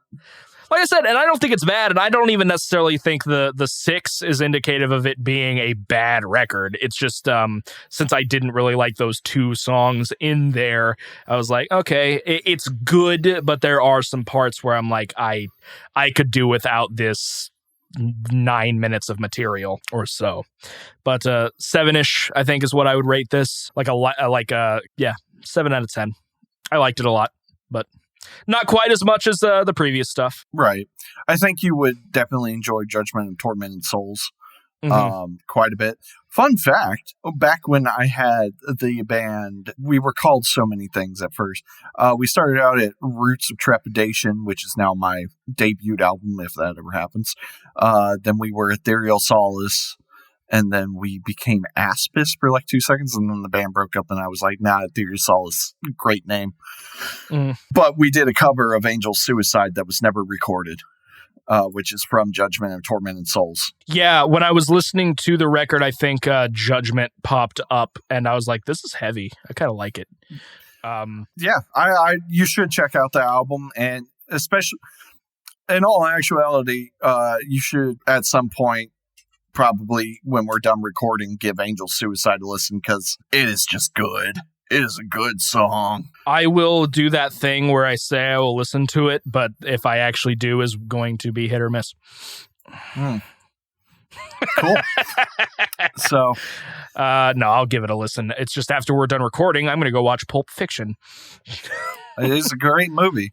It is a great movie. So yeah, both of us gave our records a 7 today. That's different. It's different. Yeah. Also, the only review of Judgment of Tormented Souls on Metallum gives it a 65. Well, they're dumb and don't know what they're talking about. See, when was this review given? 2009. Let's get mad about something 11 years ago.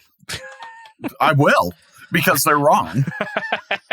Actually, the only one of their albums on here that has a good rating is Divine Revolution.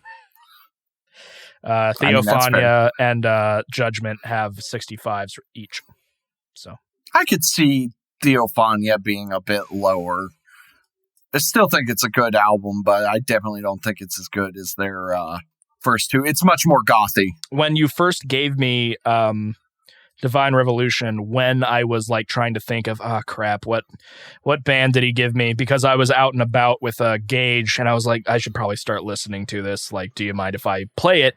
And I couldn't remember which record it was. I thought you had given me Theophania. It looks interesting. I will definitely be listening to some of their other stuff. I might check out their newer material too, just to see how it is. Yeah, I'm into it. So, well, all of that being said, we kind of like did our normal talking routine at the beginning of this episode. So even though we have a bit more to do, we have one more article. So let's go ahead and like slap that on here real quick. We can continue after this. So Mitchell, I have the 10, apparently, according to Loudwire, and we know how accurate they are. An article posted today. The 10 most metal Christmas traditions. It is that time of year. Are you feeling in the Christmas spirit? No, because why would I?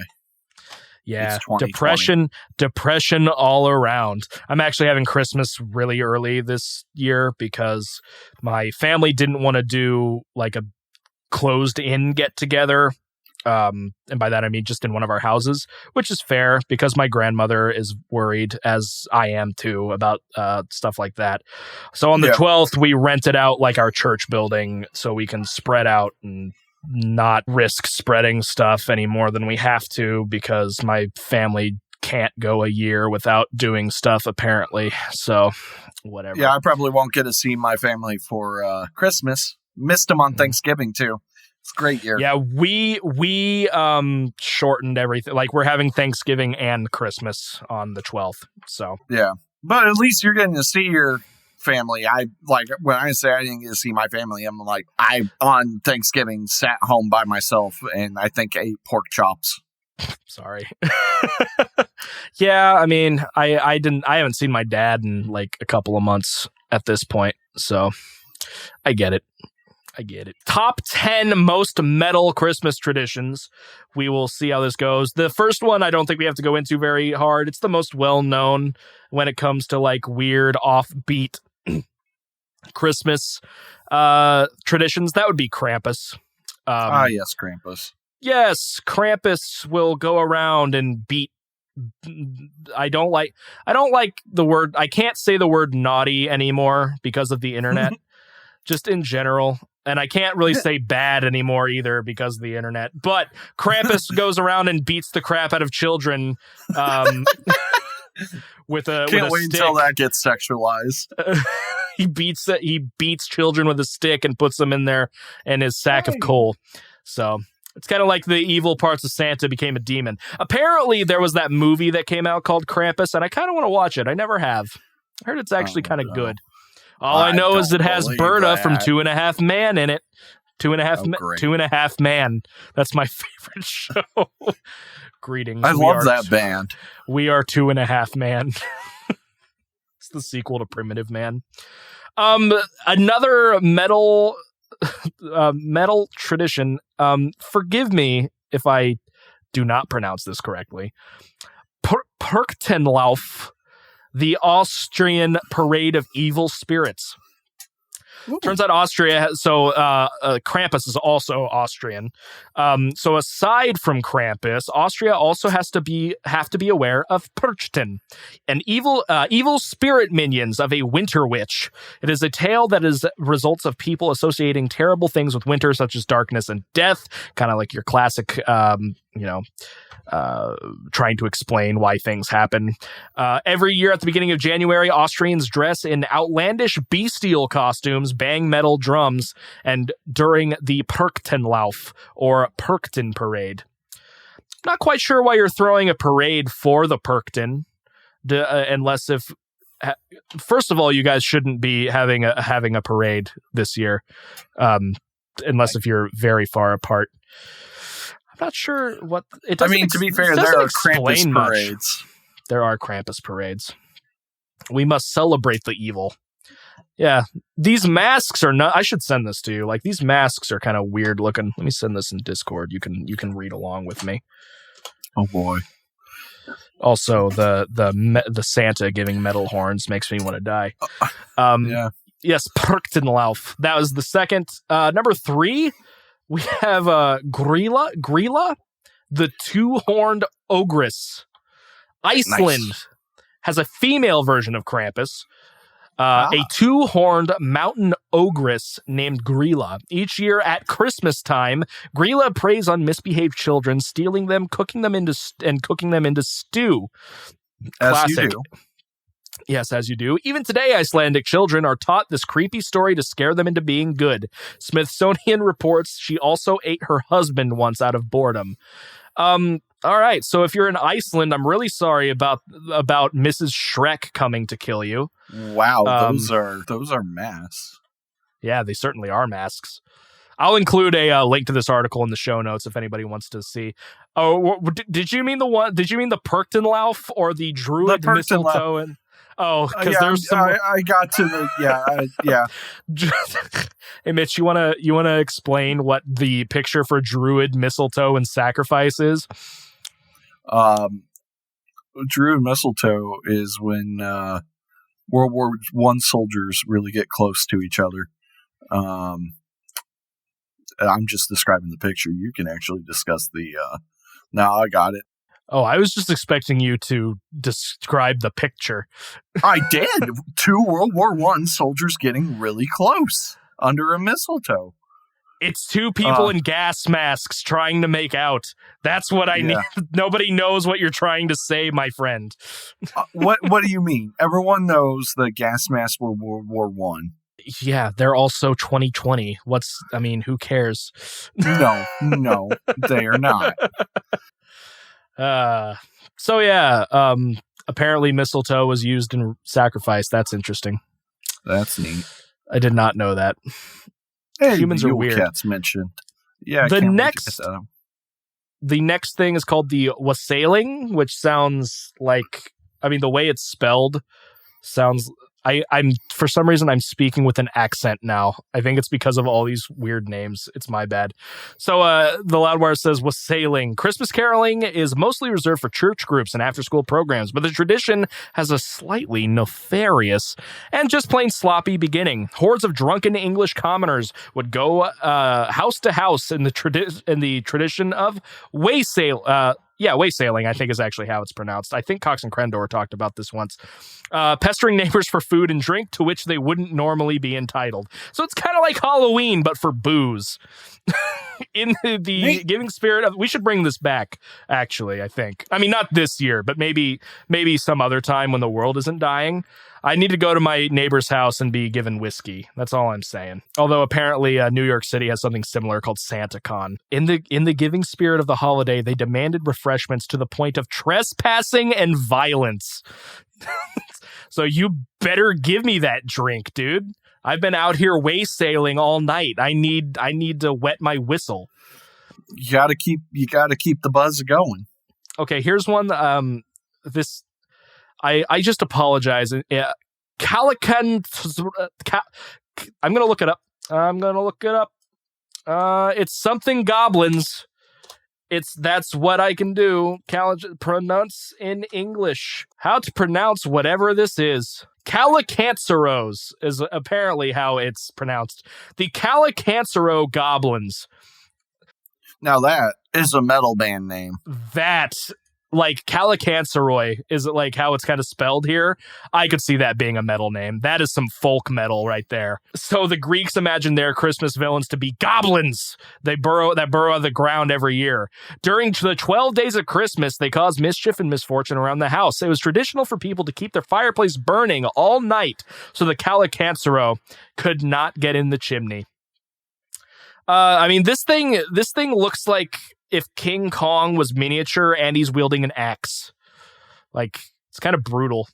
I don't like it. Yeah, when I saw the picture, it's like, I swear to God, I fought this in Shadow of the Colossus. I was like, this looks like it belongs in WoW. Oh, here we go. Here we go.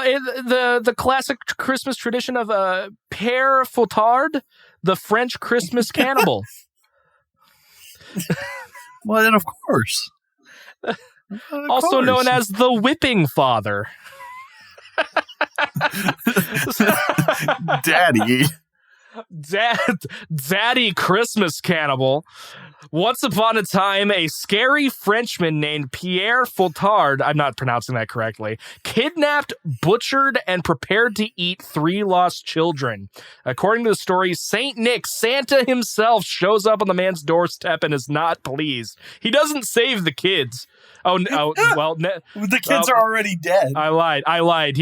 Santa brings the kids back to life and makes the cannibal, also known as Black Peter, his indentured servant. Basically, his job is to threaten children into being nice. This would have been cooler. Santa enslaving somebody by name of Black Peter. I would have liked the story if Saint Nick just showed. It was like, dude, what are you doing? What the fuck, man? But he can't save the kids. It's like, no, they're dead. I can't do anything. But what are you doing? Stop it. Oh, dude, the Yule Cats. Yeah. It's a tiger in the picture. The Yule Cat, or the Iceland, I'm not saying that word, is another monster that makes yearly visits to kids' doorsteps on Christmas. The giant cat monster will eat any child who has not received clothes as a gift. For a child only gets rewarded with clothes if they do all their chores. Well, that, but also if the kids don't wear their clothes that they received. Oh, okay. So Loudwire just did kind of missed the mark on this one. I was about to say, like, if you don't get clothes, I don't think that's up to you.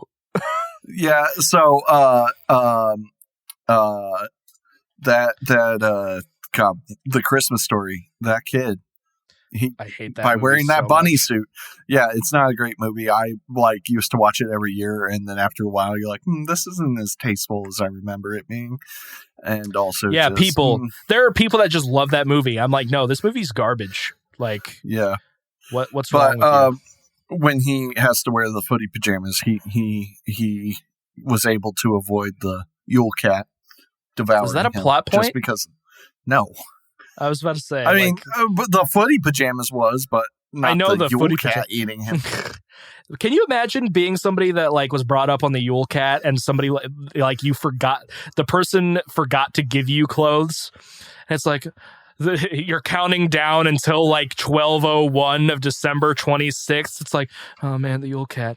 I didn't get any clothes. Mom, I need clothes. I need clothes. And then he dies just from fear. Not by the Yule Cat. The Yule Cat doesn't care if you wear your socks. But to be fair, out of all these creatures, the Yule Cat's the most realistic because let's be honest. Oh yeah, it's just a tiger that pops out of nowhere. It's like a panther walks out of the forest and it's like, I'm going to eat this kid. But it just so happens that it kept happening when somebody didn't receive clothes or didn't wear them. I think nope, it's not the last one. This is the Marie Luid. I'm sure I'm pronouncing this correctly. This is Welsh. 100%. Welsh people aren't surprised when a skeleton horse adorned with lights and streamers appears at their door. I think that's bull. I think they're very surprised when a skeleton horse adorned with lights and streamers pops up at the door. She represents the Mari Luid, a folklore character that goes waysailing every year during Christmas time. Hey, it's the second version of waysailing. If not received warmly, the Mari Luid will bring a year of misfortune. I'm going to pronounce it different every time. It will bring a year of misfortune. The Welsh enact this scene when they go caroling, carrying a decorated horse skull. Honey, the kids from down the street are carrying the horse skeleton with the lights on it again this year. I don't like this picture. This is something that you would see like on Facebook at 3 a.m. with one of those, if you don't share, I'm going to be under your bed tonight type posts. I'm glad those don't exist anymore, by the way. I'm going to send you my favorite picture of a Yule Cat, by the way. The favorite picture of a Yule Cat? Yes. I'd like to see the Yule Cat. Yule Cat, hoo-ha-ha. Yeah, this big cat. This big old Yule Cat. I mean, which cat? There's a lot of them. Is it the fat one? Is it the big one with the frowny face and the candle on its head? Yeah. Yes, I like him. He's cute. Very derpy, very murdery. I mean, this one's weird, and it looks like it's just an advertisement, Loudwire. So I don't appreciate what you're doing right now. I don't appreciate it. Yeah, I mean, it was cool. A cool article, I guess. Kind of boring. There's better ways to do folklore. Yeah, I don't even know if I'm going to keep this because it wasn't. Yeah, this was a cop out. It wasn't nearly as entertaining as I thought. The final thing is literally just an advertisement for an event, by the way, guys. So there you go. You did it, Loudwire. Loudwire did it again. Anyway, like I don't have much else to talk about. Like. They should. That we could like help them actually. Hey guys, what do you think about this? Dude, you're ending the metal Christmas list with an advertisement. At least start with the advertisement so people know that it's basically just a sellout list. Just a sellout list. Anyway, I don't have a lot really to talk about in terms of what I've done in the past couple of weeks. Yeah, I mean, like I said, I need to build a computer. I mean, I guess I did. Gage came over the other day and we tracked guitar for one of the songs, and that went kind of smoothly, so that's cool. Yeah, I mean, why not talk about that? Talk about it. Oh, talk about it? Talk about it. I mean, I don't know if there's much. So I think I've mentioned in an episode that I won like 3 months of Nail the Mix Enhanced or something like that. And I did that by submitting a mix to one of the songs we have, and I won. And I don't know if that's good because it could have been like they were looking for a bad mix or a good mix. I don't know which, and I didn't feel like asking. So the song was basically just outdated because all of the songs we need to retrack guitar. Because he accidentally recorded them half a step out of tune. He recorded all of the demos in tune, but it was like not a normal tune. It was an A tuning for a 7-string guitar, but it was like down half a pitch. So like I had to manually pitch the guitars back up by like half a note in post, so we needed to redo them anyway. So we retracked one of the guitars, and now I have something a little bit more updated. My brother-in-law is working on writing drums that we will then program because we just don't really have the ability to record live drums right now. Not that I wouldn't love to. I would love to. I just don't have a drum mic kit, and those are expensive, and I'm broke. Those are very expensive. So, although the Music Go Round in downtown, or the Music Go Round in Castleton has a 7-piece drum mic kit from the company CAD, which I know CAD. They actually make good mics, and it's only $120. I'm like, I need it, but I'm broke. Also, when Gage and I went to Music Go Round, I warned Gage, never go to a guitar store with me when I know you have money, because I will convince you to buy something.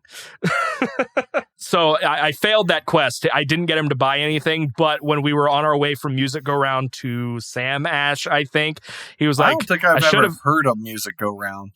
It's a small store. Think of like Disc Replay, but for music stuff. Except they're also they're the only certified dealer for Mesa, so they have like brand new Mesa gear, but everything else is kind of just used. But when we were going to one of the other stores, he was like, I know you told me not to never go to a store with you when you know, like, I almost bought a guitar 15 minutes into our adventure today because of you. I was like, like, you should have bought the guitar, because he has he's tracking everything with an Ibanez RG8, I believe. It's an 8-string, obviously, but he doesn't really use the 8th string. He isn't even quite sure why he has it, because he doesn't really like it all that much from my memory. So he's trying to find a nice 7 to go down to because he's comfortable with it. But in Music Go Round, have you ever heard of the company Halo Guitars? Oh, okay. So they're kind of like Kiesel and guys like that. They build custom guitars for people. Their instrument designer is a meme. Example, I will send you a guitar that I created on their. Oh, no. You should make him get the PRS 7 strings. He wants the Music Man Sterling, the Sterling Gross. 7s. He actually really likes them. No, there's nothing wrong with Music Man. Well, he doesn't want the like the mega expensive ones, but like this thing's a monster. This thing's a beaut, ain't it? This has Jared Dines written all over it. Here's the thing: if I had $4,500 to just blow, I would purchase this guitar. You're a gross human being. I am. For those of you that don't know, you sent me, what is that, a 12-string? 10. A 10-string monstrosity that is thick. So, do you want to give you the rundown of what this thing is? I really don't, but you're going to anyways. I will. I also updated it, so it's semi-hollow. So it's a 10-string semi-hollow Telecaster body that is both fretless and scalloped. What the fuck does scalloped mean? Oh, you've never heard of scalloped frets? They file into the fretboard a little bit, so it's like round, and it's supposed to help you play a little. I think it's a gimmick. It's one of the few things that I consider a gimmick. I think it's used more in classical. I don't know. Look it up. It's interesting. I've never seen anyone really use it. So it has a Floyd. Of course. And the headstock. Wait, why would you need a Floyd for a 10-string fret? Dive bombs, bro. You could dive bombs.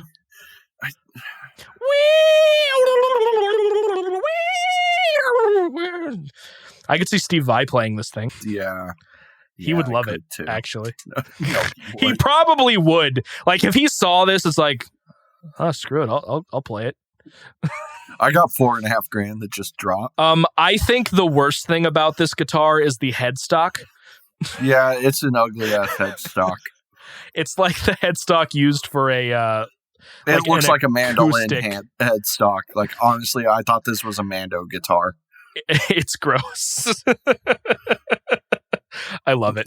But mandolin's the original 8-string. Yeah, so that's what I made on Halo. Anyway, there was a Halo 7-string there, and it was very beautiful. He said he almost bought it. But the thing is, Music Around isn't letting you like actually play the guitars unless if you're basically, well, unless by that I mean you have to wear gloves and a mask constantly while you're in there. Okay. But the problem is when you're wearing gloves, you can't really get a good feel on if you like the guitar or not. Yeah. So we asked them, it's like, is there any way we could, we're pretty interested. Can we play it? And it's like, you got to be at like a 9 out of 10. Like you're pretty sure you're going to buy it before we want you to do it. Cause they'll have to like sanitize it down and everything. So, my original plan was, why don't we just go in, see if you can trade your 8-string, and see if it would come close. I think it was only for $500 or $600, which is not bad. The guitar was very beautiful.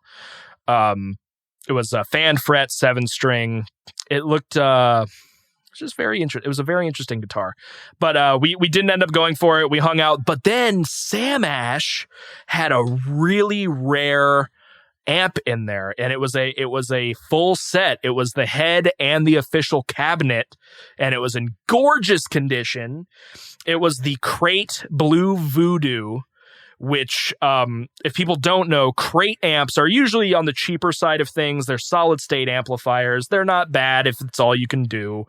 But the Blue Voodoos are highly regarded. They are they're tube amps, and for me, the only band that I know specifically that have used Crate Voodoos were Cannibal Corpse used them for a while, which was very surprising. And we hooked up into it, and it sounded beautiful. And it was only like $600 or $700. I'm like, it's like, I want it. I want the Blue Voodoo. But like the people there, the Sam Ash people messed up because this thing could have blown up. So if you don't know, tube amps need to be connected to a cabinet, because if you don't and you turn them on, it's expecting to see a cabinet load there for the resistance to hit, or the voltage and resistance, ohms and things like that. And if you don't have that, your tube amp can blow up. By blow up, it's usually it just like catches on fire, smokes a lot, but it can literally blow up too. So we were going to play this, and we hook it in, we turn it on. First of all, the last guy that messed with it had everything cranked to 10 on every knob. Of course. Yeah, of course. So we noticed that before we turned it on. But we turned it on, and we're like, we're not getting any sound. What's going on? We look behind it, and it looks like it's hooked in. There's a cable running from one of the outputs into one of the inputs of the cab. But it turns out it's not a real cable. It's a lock cable, so that it locks the head to the cabinet. It's for security reasons. So it took us like 10 minutes. We were looking at this thing, and I noticed it's not hooked into the cabinet output. It's hooked into like the line output of this cabinet. I'm like, Gage, you need to turn this amp off right now. And we're lucky the thing still worked. It didn't blow up. It didn't look to have like any negative things associated to it, but typically that is very dangerous. You never want to like have a tube amp on without it being connected to a cabinet. So I was like, I really hope this thing didn't break because I'm not paying for this because it wasn't set up correctly. Yeah, I mean, it wouldn't have been your fault as long as, you were like, check security camera. I didn't mess with the back. Yeah, we checked, and it's not our fault that you guys chose a locking mechanism that looks like a cable. I mean, granted, it's a weird looking cable, but we finally figured it out. Anyway, the blue voodoo is very, very cool. It's nice in there. We ended up not getting anything, so we're working on music. I've been helping a friend of mine named Isaiah. He's in a local band called Indomitable. We played one of their songs a few episodes ago because they dropped an album around Halloween. He's tracking vocals for a project over in Pennsylvania, so I've been helping him with that. So we're kind of knocking out one episode, one song every Wednesday. I'm potentially going to work on a blackened death metal project with a guy up in Pennsylvania as well. We played with him back when I was still in Fleshbore. Sorry, it's a guy named Andy. But I am having a heck of a time trying to write lyrics, dude. Lyrics either like I come up with a good idea or I bash my head against a wall for days trying to get something down. Unfortunately, right now it's kind of in that second wheelhouse, but also I haven't really had any rest in the past 2 weeks. So you should probably do that. Well, I've been sleeping decently, all things considered. I just haven't had any actual rest from it. So that's pretty much all I've been doing. I started my Red Dead 1 playthrough. I've decided I want to start streaming twice a week now. So Monday will be like my full play streams, and then Fridays will be more of a variety stream. I started playing RimWorld, and that's fun. I'm very bad at it. But people were very patient in the I had a number of viewers, surprisingly, and they were very, very nice and patient in the comments. They were like, you need to do this. How? And then they explain it. It was fun. Other than that, man, I'm trying to catch up on podcasts. I've decided I really need to start listening to more music like on my free time because I'm running out of things that I can immediately pick up. It's like, oh, Mitch might like this. So I actually I played some Monster Train last night and I listened to like 2 or 3 albums as I was playing. Don't know if any of them are ones I would want to give you. One of which was a Slam record. I mean, it's a band that I can't talk. I got to play with them, except it's really the only Slam band I really knew for a long time. I got to play with them, but then I got bummed out because we had to leave before their set. I was like, oh yeah, I remember you saying that. Yeah, so that's pretty much where I'm at, man. I don't have too much to say other than like what we're gonna talk about next episode and things of that nature.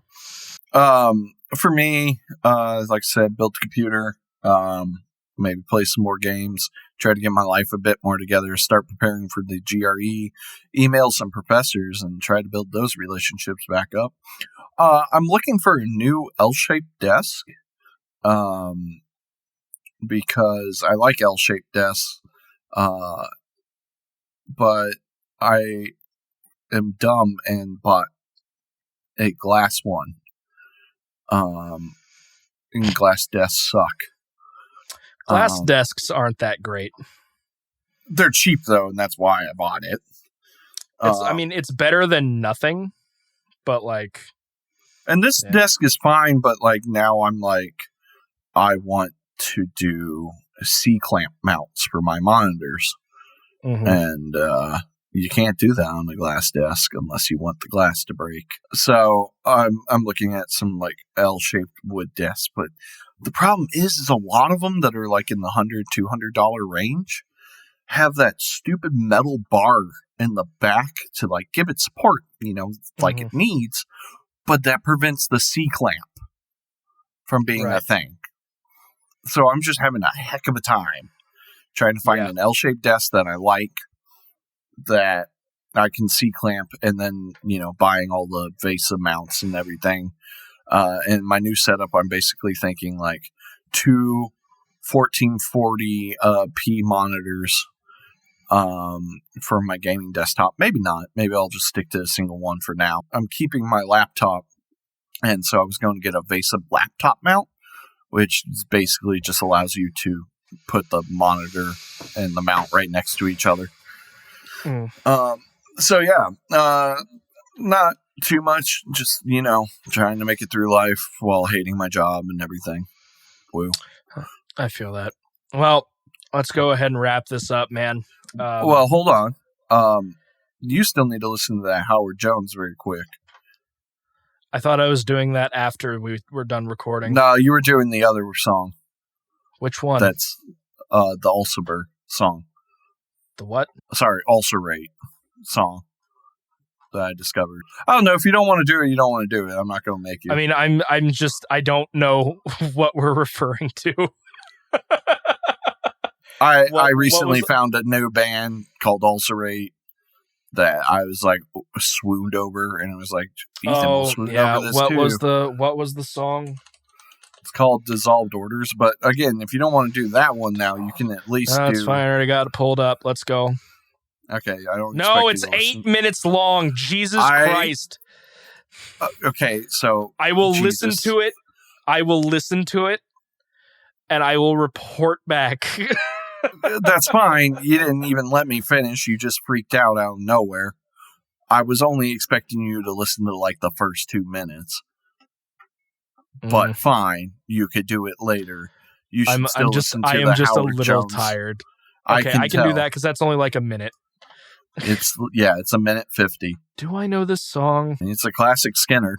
This version would have crushed in RDR2. I guess this song was in RDR2. I don't know about that. I do not think the sung version he's doing is the same take for the video, because it looks like he's screaming in the video, but it's good. Yeah. So I was really happy with that when I saw that. Very well done, but that's to be expected. So yeah, all right. That's that.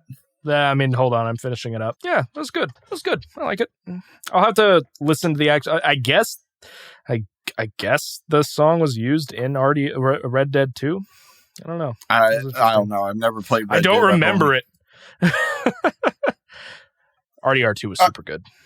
Yeah, it was. Just from watching other people play it. It was very fun, except Red Dead Online. Red Dead Online apparently sucks major doo-doo. I've heard it got better. I heard this most recent update made it worse. Oh, rough. Yeah. So, yeah, I think I'm about ready to wrap it up. If you are, what do we? I forget who's supposed to do stuff. What do you got for me? So I figured I'll stick with the violin metal theme and give you one of my favorite progressive death metal bands. That's right, folks. We're going back to progressive death metal. Alrighty. Ne Obliviscaris. Okay. I have never listened to a full album, but McGinley listened to this band a lot. So yes.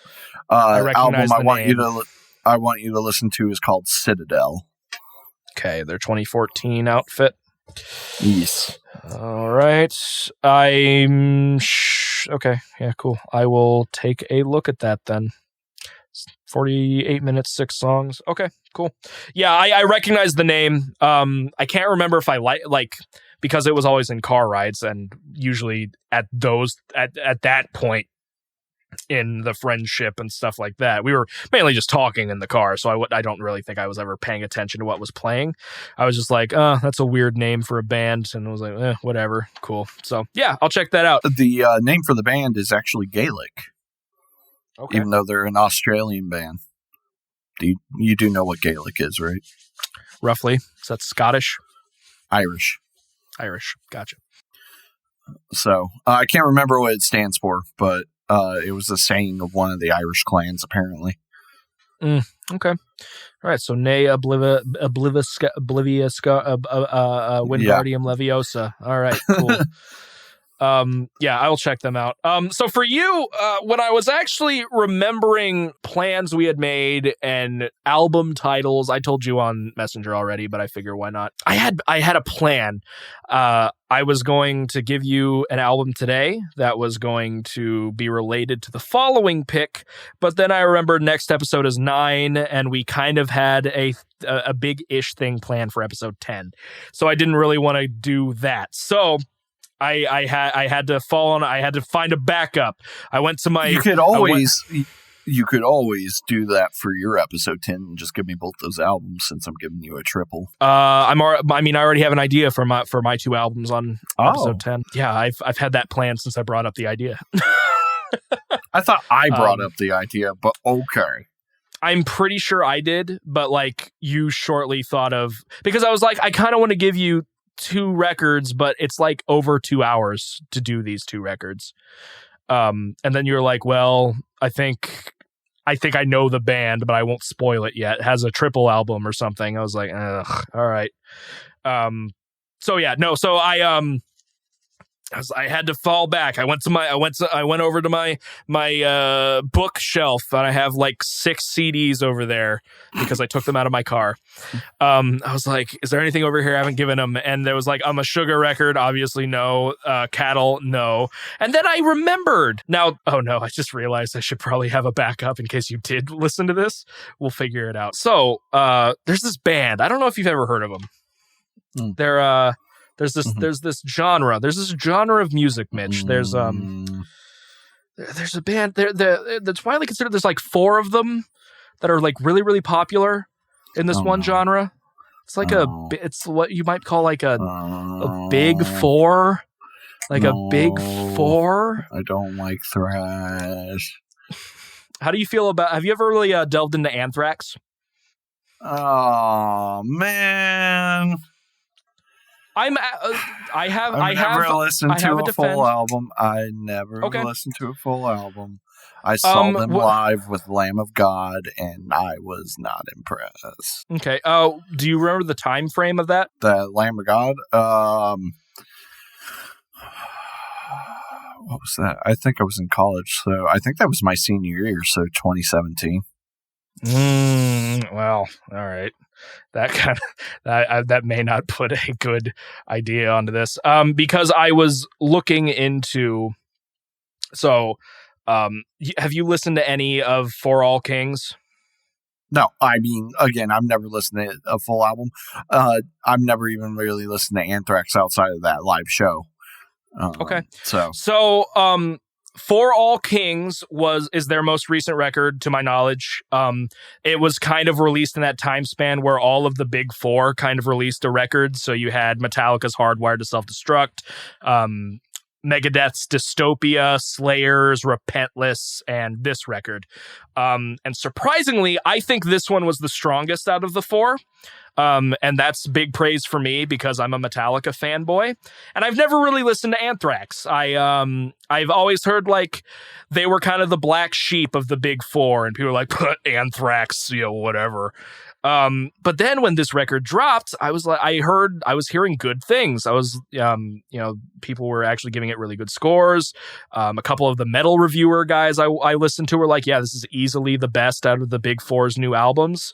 I mean, depending who you are, that may not be that much of an accomplishment, but I listened to it when it dropped, and I bought it physically before I even listened to it. I was like, well, it's cheap where I'm at. I'll pick it up. And I think it's a pretty solid record. It's thrash, but it also has a lot of melody to it. I love the vocal hooks and some of the passages. So I'm going to be giving you Anthrax's For All Kings. Oh boy. I'm so excited. There is a deluxe version, which is what I was listening to yesterday up until I realized it was a deluxe version, and then I switched back over. The deluxe songs are worth checking out. One is a cover of Carry On My Wayward Son, and it's actually pretty good. So, but otherwise, the original stops at 11 songs, I believe. So I do like Wayward Son a lot. So it's a good track. Maybe check out that one. I actually liked it a lot as a cover. I'm very iffy about that song, but It's good.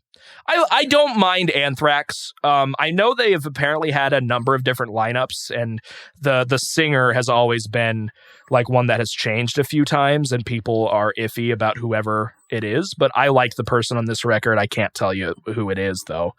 Not off the top. Right. So yeah, I mean, that was kind of a, it wasn't what I was going to give you. I was going to give you something still more in line with like death metal, maybe like a little, I'm not even going to tell you because like I have an interesting way. I have an interesting way of describing the band. Fine, keep your secrets. Okay, I mean, so No. Are you sure? Do you want a teaser? It's gonna be like episode 11 is gonna be when it hits. Yeah, that's a month away. It is a month away, so you'll probably forget. But I describe it as if an atmospheric deathcore band and Bell Witch had a baby. I don't like that first part. Atmospheric deathcore? No, I don't like that first part. If you got rid of the core, I think death metal. No. Yeah. But it's well, the reason why I think it's interesting is because the next band is death metal, and it's like all the same people. Gotcha. So it was like a twofer, but you'll forget that by the time we get to episode 11. So anyway, so yes, next episode, it seems we are going for kind of an interesting pick on my end of a Big Four album, Anthrax's For All Kings. Never thought I would probably be recommending one of them, at least until episode 10. And Ne Obliviscaris. No. I don't like episode 10 all of a sudden. I'm joking. And then Citadel by Ne Obliviscaris. Ne Ponderosa. Napalm Death. Hey, I actually listened to some of their new record. It's not half bad. Well, I mean, It does have that one. It's weird because I wanted to listen to it. I'm like, where does that one song fit in on here? Because it's on here. And I don't know what else, because I don't know. I still haven't sat down through all of it. The last time I started listening to it when I was still able to drive. So I'm actually going to continue closing on 2 songs today for our shout out. But both of them are original. One of which is actually related to last week's episode. Mitch, do you remember when we were talking about Slipknot's Mate, Feed, Kill, Repeat? When I briefly brought up that there was I believe it was a Japanese melodic death metal band had written a song of the same title, Mate, Feed, Kill, Repeat. Well, after I was editing that episode, I looked it up just out of curiosity. I listened to it, and I thought it was pretty interesting. So I actually messaged the dudes, and I was like, "Hey, do you mind if we play this at the end of our episode?" And they said, "Yeah, go for it." And I was like, "Okay, cool." So we're going to be playing a song by the band Jump Scare, called Mate, Feed, Kill, Repeat. Lyrically, it is also similar to that album. I just thought it was very interesting, and it's kind of cool to see a lesser known melodic death metal band. I think you listened to it too, didn't you? You thought it was pretty decent. Yeah, I think I listened to a bit of it. Yeah. Yeah, I liked it. And then as for the second, I've been talking to a gentleman by the name of Joseph Lawless for a little while. He's in a band called Scarlet Serenity, and they just dropped a new song a little while ago, but then they dropped the music video for it recently. It was for a song called Exordium. Let me pull up Scarlet Serenity just so I can give an idea of their genre. So yeah, it's a metal band out of Edmonton. AB. What's AB? Mitch, you've been helping me with this. I need help. I want to say AB is Alabama. Oh, it's Alberta. No, it's Edmonton, Alberta, Canada. Oh, well, I don't know Canadians. Well, I'm not from Canada. So yeah, we're going to be playing Exordium by Scarlet Serenity, as well as Jump Scares, Mate, Feed, Kill, Repeat. It's been a long episode today, guys. Really sorry if I've sounded super tired. It's because I am. He was mildly irritable, too. Was I? I didn't mean to be irritable. Too late. I'm sorry. Was I? When was I Little irritable? When was I irritable? I'm sorry. 8-minute song. Oh, right. Okay. I mean, I was mainly doing that as a bit, but like... Yeah, I didn't actually care. I did not care. All right, guys. Well, thank you for tuning in to Distorted Entertainment. My name is Eden Carpenter. I'm joined, of course, by Mitchell Wade. You can find us on Facebook at facebook.com/distentpod. That's facebook.com/distentpod. If you like what you hear here, please share it around. Rate us on Apple Music. That helps us quite a bit. You can find me at Instagram on MFKRWill. I also go live on Twitch at twitch.com/WASD_Gamecom. And Mitch usually doesn't plug anything. Eventually we need to start putting your metal Word doc research thing at the end of these, like we've talked about. If I ever fucking update that. I got a lot of things to do. You do have a lot of things to do. Anyway, guys, thank you much. Thank you so much for listening. We will see you guys in a couple of weeks. See ya. Goodbye.